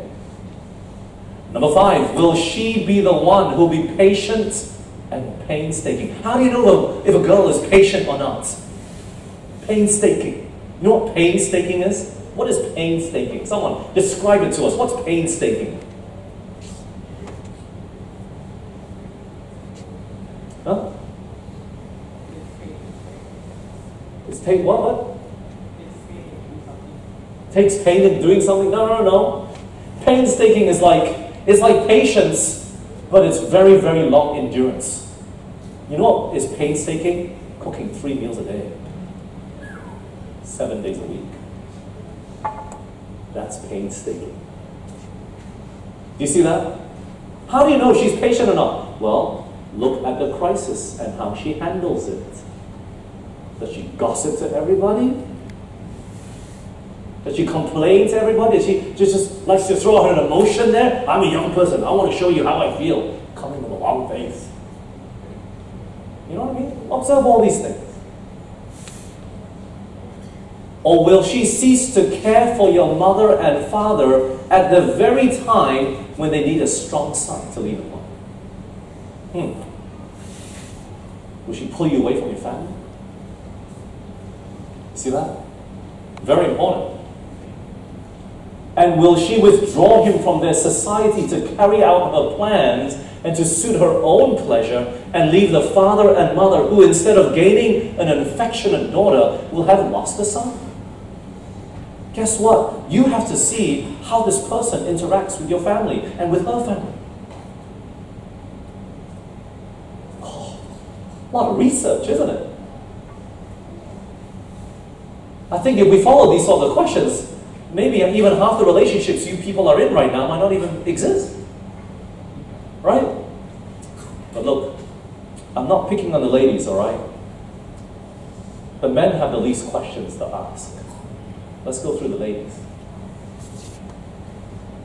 Woman, ask about the man. What is his past record? Is he a criminal? You know, you got to look at his past life. What was it like? Was he a drug addict? Was he a spiritualist? I don't know.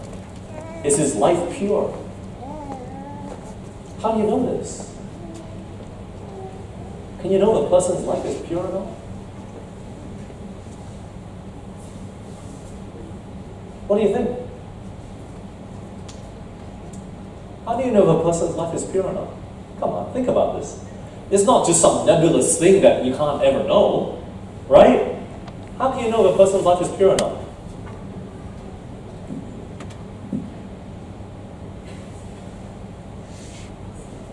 His character? Okay, but how?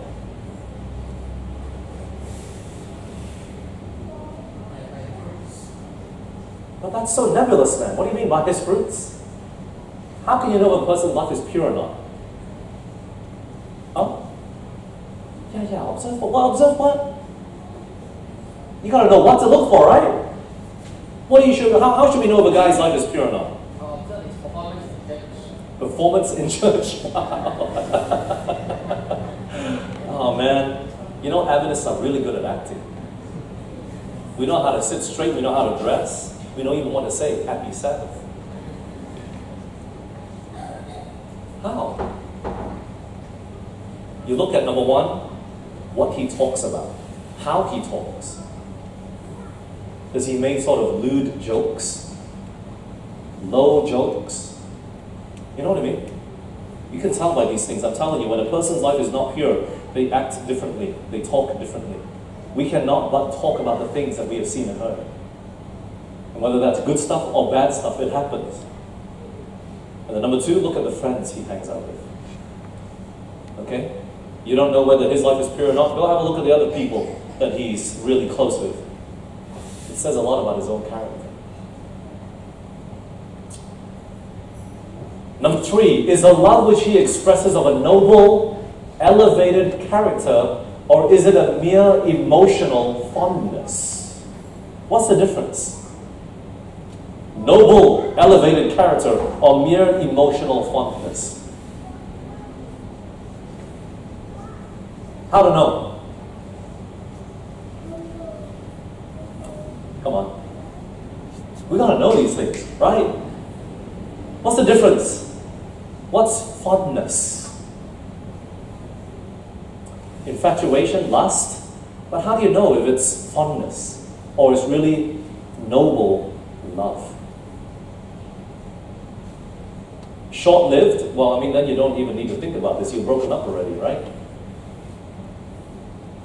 You know what emotional fondness is? It's all these little pettiness that I sometimes see at church. You know, the guy might be standing up here and winking at the girl,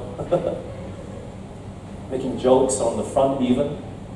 It's too much. It's not that you've got to hide that you're in a relationship, but your relationship is not the most important thing when you stand up and lead song service. You understand that? You know what else is mere emotional fondness? You get upset when they don't call you back because they were busy. You get upset that they missed your anniversary of 1 month. I'm not kidding. Some of us were too petty and we got upset over the smallest of things. That's not love. Because you begin to point out the faults too quickly. You see that? Has he traits of character that will make her happy? It's connected to number 5. Can she find true peace and joy in his affection? What do you mean by that?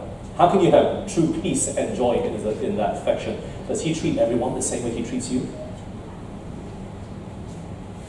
Does he put his arm around everybody just like how he puts his arm around you? You know what I mean? Can you have that sort of confidence in his love?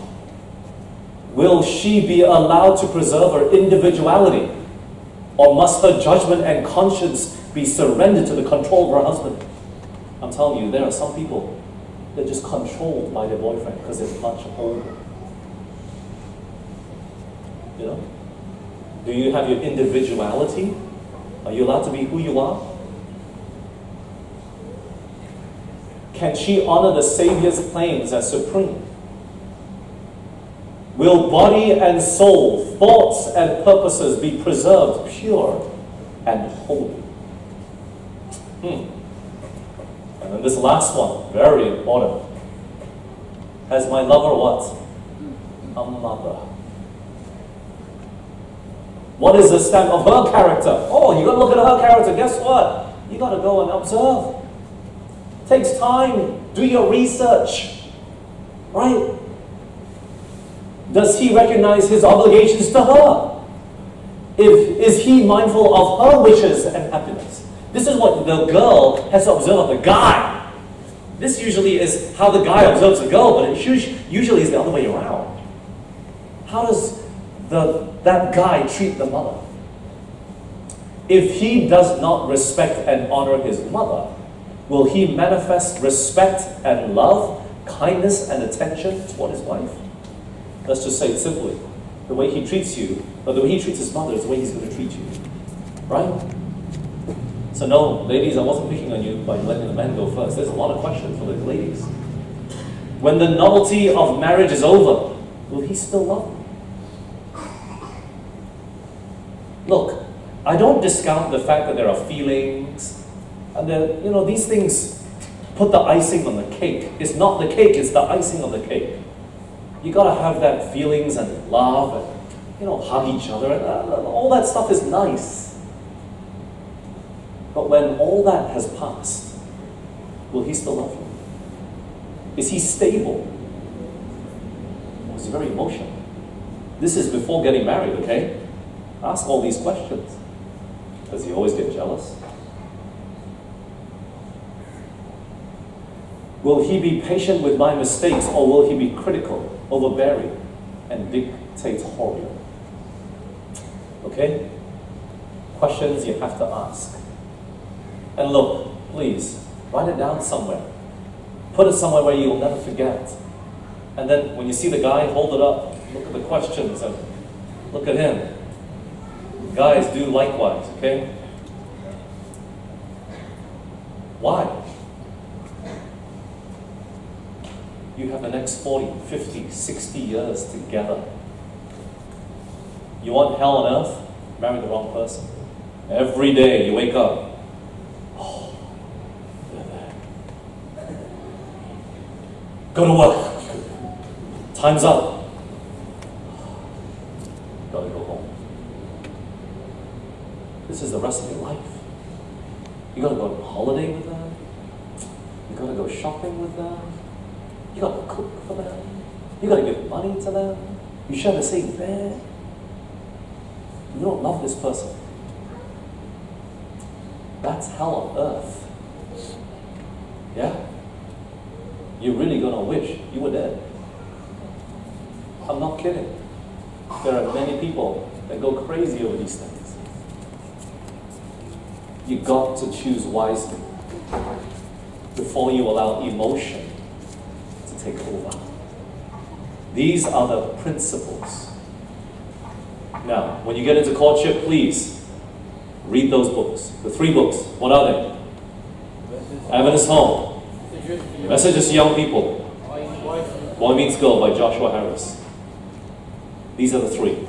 There are many other books that I've looked at. Eric and Leslie Ludy, When God Writes Your Love Story. But there's a lot of books out there that are good resources. You know, this one is not Adventist. Okay, they've written a whole lot of series for married and also for those that are dating or in courtship. So get the best counsel that you can find. All right. Sorry, I went over its time by 5 minutes. Any questions?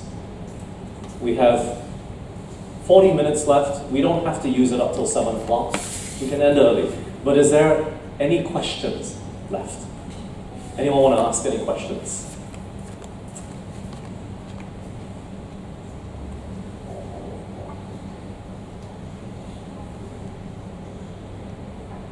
None? I answered everything? Good.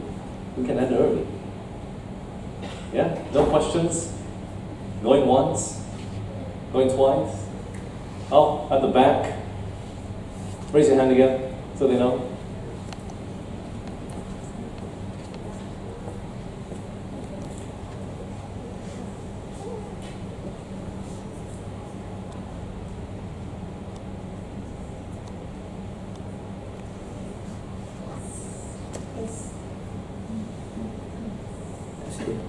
Praise the Lord. Yeah, just a question here. I mean, between like if you have very close friendship between the genders, yeah, like Jesus like had Mary Magdalene sitting at his feet, then he was alone with the Samaritan woman and the such.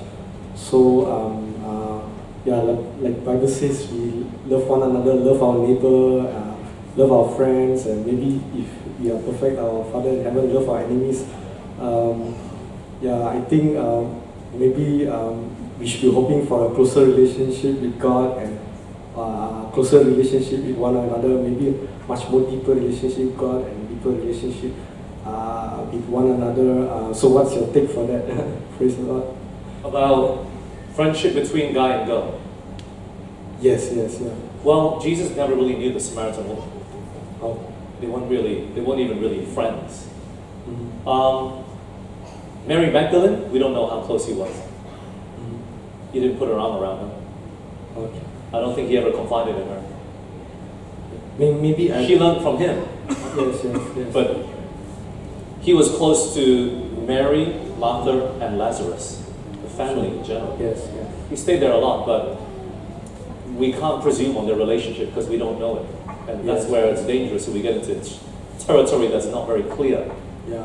But relationship between boy and girl in terms of friendship, I was just saying this to someone last night. I told them, look, if you get into a relationship, like for my example, if I get a relationship with a girl here, and I have to change how I treat this girl over here, who's my friend, I already crossed the boundary of friendship.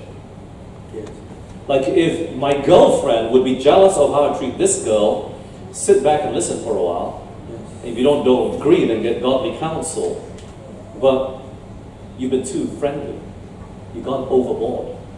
And I see this even in my church in Dak and Sac. I've had to counsel some young people, and the boyfriend came up to me and said, "Please tell her, this is too much. You can't be texting so much back and forth. It's not good." And there's good reason for jealousy there. So it's not just that the guy is immature, but she's gone too far, too much. You know. And look, if people are constantly coming up to you and asking, "Are you together?" that says a lot. And it's not funny. It says a lot about how you treat each other and how you're seen together all the time. Now imagine a pastor with another lady of the church like that. Let me tell you, it would destroy his whole ministry. People's perception of you are their reality. You might try to explain it, but I'm telling you, it looks fishy. It looks fishy. Look, I might be able to explain to you, I'm trying to reach someone in a bar, but if someone goes around and says, "Oh man, guess where I saw Pastor Ben? He was in a bar." You know? That's the destroying of your whole reputation. It's just gone. So, just the appearance of evil can destroy your marriage. So, in terms of friendships, look, for a person that's been so open all his life, I draw the line in the sand very hard about how I treat other ladies. Very careful. And ladies, let me give you one advice in relation to this. Ellen White says, look, if you have to be rude. Men are stupid.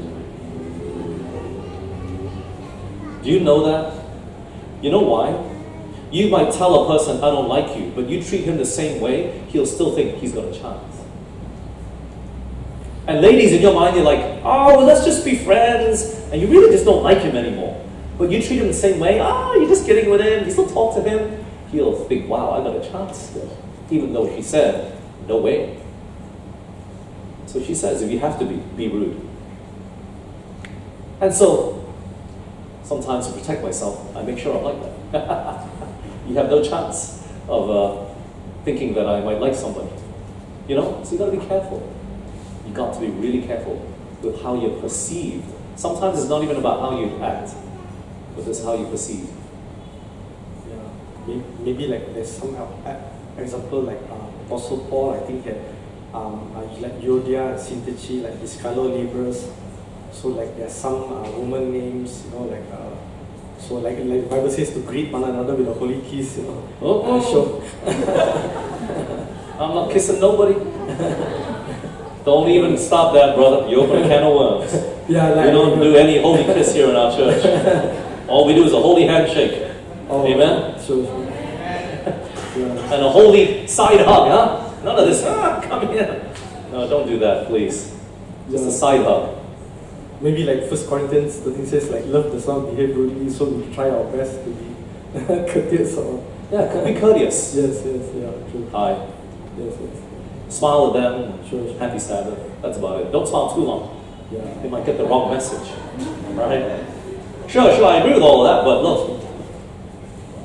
Maybe Just it's be like careful. honoring the brotherhood and honoring the sisterhood as well. Honor them, sure. Don't harm them. Anybody else? Thanks. Yes. Oh, we had it at the front here. Okay. Hey, just while we're on this, ladies, look, I didn't talk much about modesty, but you got to be careful. I can't tell you how many bra straps I've seen in church. Bra straps. Right here. And how many ladies forget that they're wearing a very loose blouse and they bend over and play with a kid, or they bend over and grab some food, you know? I just have to look away. There was one lady I had to counsel. Why? Because I was talking with her and I was focusing, putting all my energy in just looking at her eyes. I kid you not. Her boobs were about to fall out. And I was just focused right there. And then I looked at my right, and a brother was standing there, and he was looking, it was like a three, it's like a circle, but in a three, okay? So she was there, he was there, and he's like this.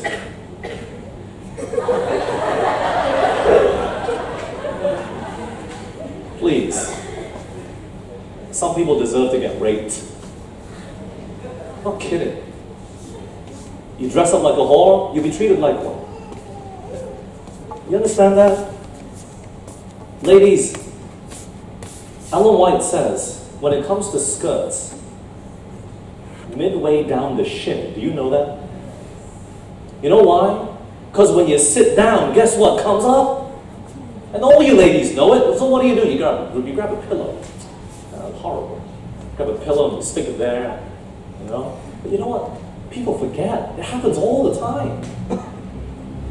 All the time. Ladies, when you have skirt, don't sit cross-legged unless your skirt comes down to your ankles. Do you know that? You know how you should sit if you have a skirt? Sit like this, with both legs on one side. Please, don't open up your legs. I'm not kidding. Like some of you just don't have common sense, as if you've never been raised as a lady. You're a jungle woman or something. You know? If you want to be a jungle woman, wear pants. Alright? I'm not a skirt-only sort of person, so please, if you can't be modest with a skirt, then just wear pants. And then practice wearing a skirt at home. Okay? But I'm telling you, modesty, God's virtue. This is what Ellen White says.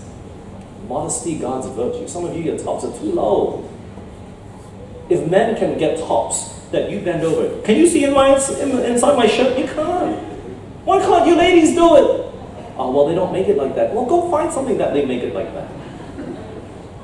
Amen?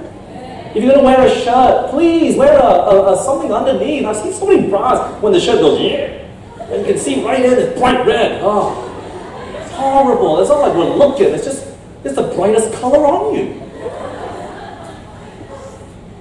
I'm not kidding. So, look, I put it down to ignorance. I've really done a lot of research on this. I talk to ladies and like, don't you see this? And it's like, and you know what the answer I get is? I looked in the mirror this morning and it looked okay.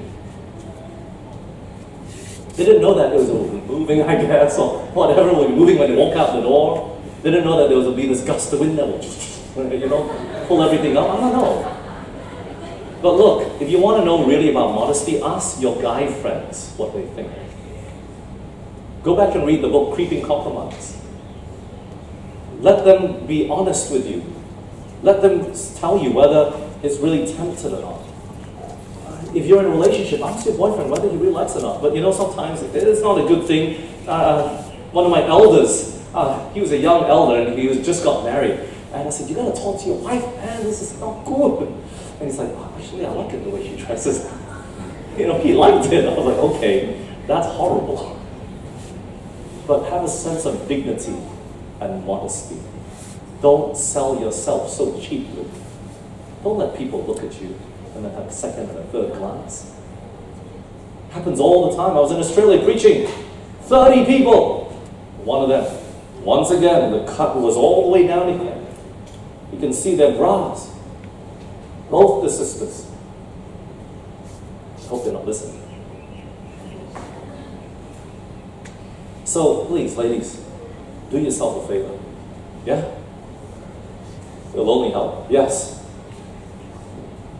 I realized that you spoke to your wife's mom first before being directed to the dad.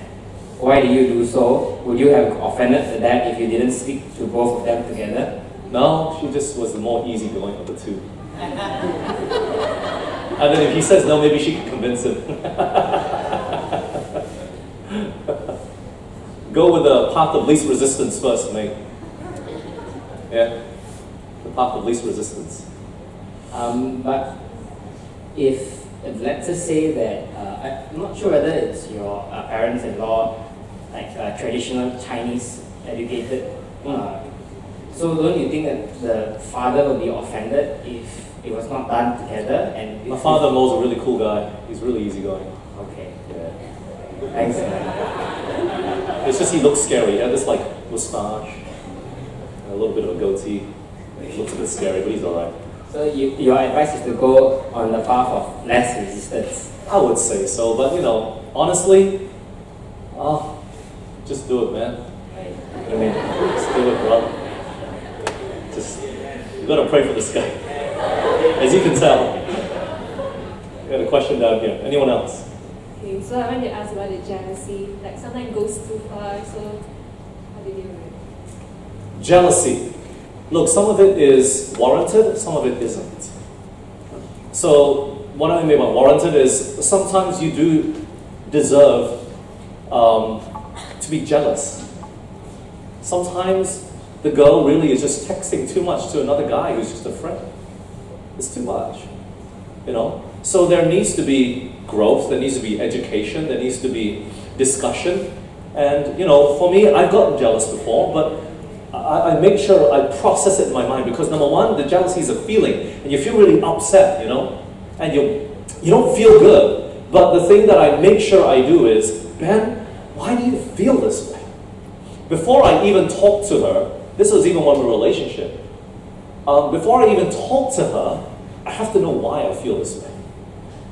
Now, there were some situations that weren't really so much about jealousy, but there were some parts that I really got upset at my wife before when we first came back to Malaysia. And that was, number one, I don't speak Mandarin. I don't understand Mandarin. I don't know. I look Chinese. I am Chinese, okay? But I don't speak Mandarin at all. And her whole family speaks Mandarin.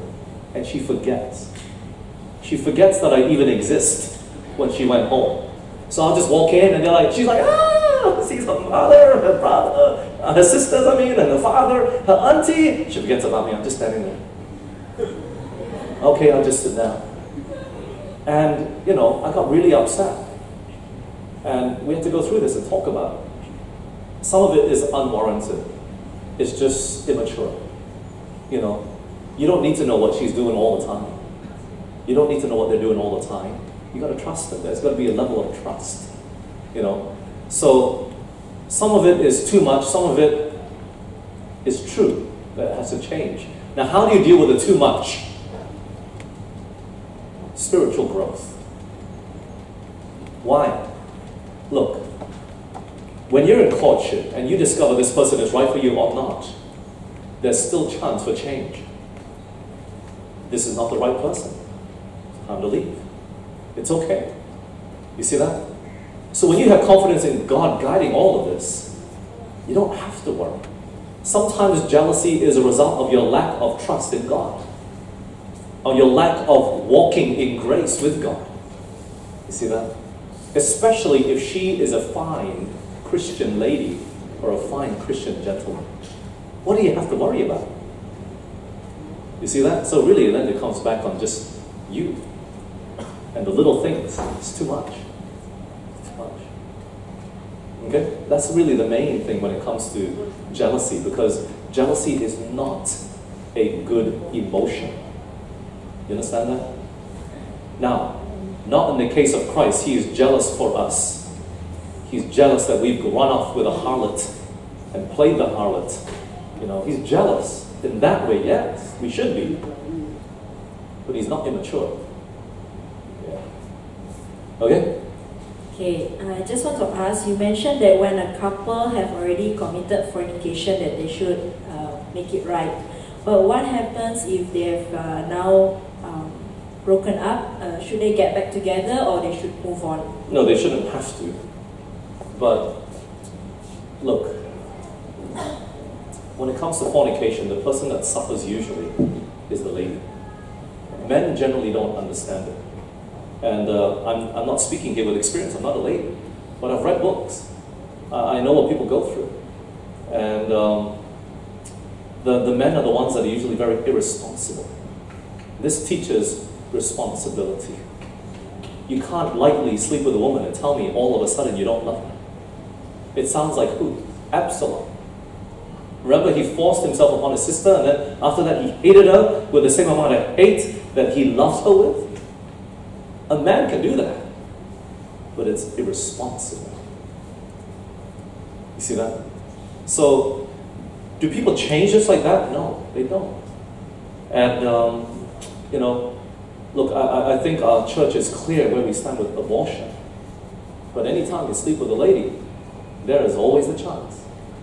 You know? And I see it too much. I see it too much.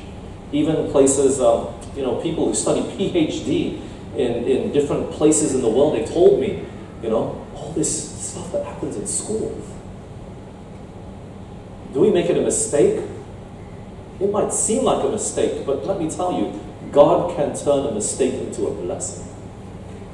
He can. Samuel Pippin is one of the renowned people in our Adventist church before. He is no longer. But he was a very powerful speaker, and he talked about how his mother was raped. And she still decided to go ahead with that birth, and that person was him. God can always turn a bad situation into a blessing. Okay, you committed fornication. Ask God to forgive you. Now, make it right. Have there been cases where the person hasn't? Yes, I know. I counseled with this person in Philippines when I preached once. This was 2006. This person now runs the youth conference there in Philippines. He invited me to be the speaker. And he says, "Do you remember me?" I said, "No, I don't. This guy was all old now." I had no idea who he was. He said, "I was the only person with me and my girlfriend at that time. We counseled with you. And we were committing fornication." And they stopped though. And they tried to grow. And she was not interested. He was serious about spiritual things, but she wasn't. And naturally they parted ways. Had he asked for marriage, she wouldn't have accepted anyways. But they began to diverge on separate paths. But if you've done it, you look at this, you're being serious, especially if you're of marriageable age, please be responsible. Yeah? Now, do you have to? No, you don't have to. So, it's just my counsel. It sounds kind of very line in the sand, but that's where I've planted my banner.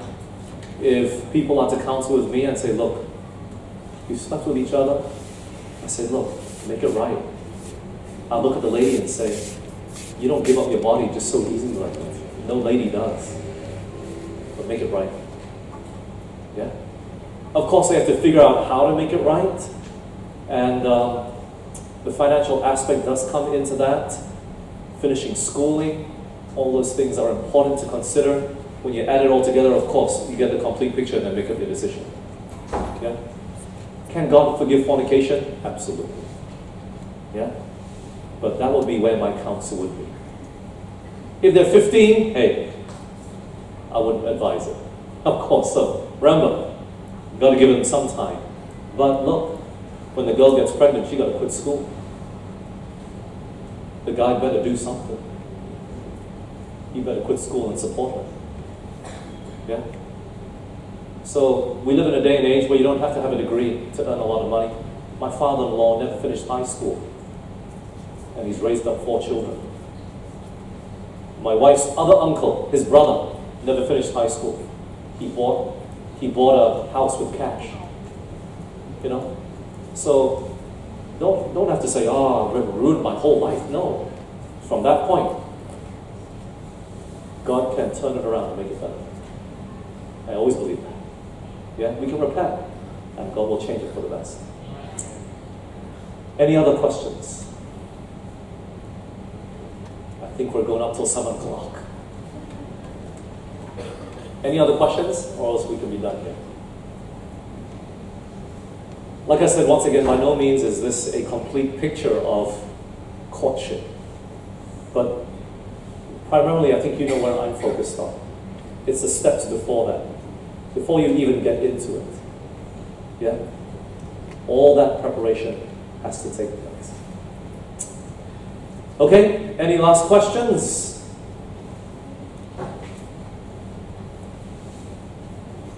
No? Let's stand for prayer then, shall we? Father in heaven, as we stand here before thy throne of grace and mercy, I'd like to commit every single person and myself also into thy care. Lord, we want to stand before you and admit we really don't know what's best.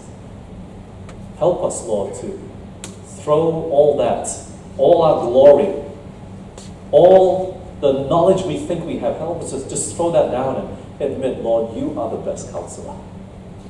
And help us, Lord, to turn to your word and the spirit of prophecy, that inspired counsel you've given to us. Teach us to treasure it. Help us, Lord, to trust you. Not with just our own lives, but all the decisions that we make and the lives of others that will come into our hands in the future. And so, Father, please help us to learn these lessons before we ever consider courtship. Help us to learn these lessons that we've been studying this past weekend. And more than anything else, I pray that when the time is right, that you would be the one that would lead us to the right person. But for now, help us to be happy in thy love and in thy fellowship as well. And continue to guide us in this new week. Help us to remain ever faithful to thee. And remind us, O Lord, that there is a heaven to win and a hell to shun. The mark of the beast which is about to break on this world is going to sweep us away. And Lord, we need an experience now more than ever that many of us do not have. Teach us what it means to walk with you in this coming week, we pray, in Jesus' name. Amen. God bless you all. Till we meet again, may you have happy time with Jesus and then happy courtship as well. Thank you.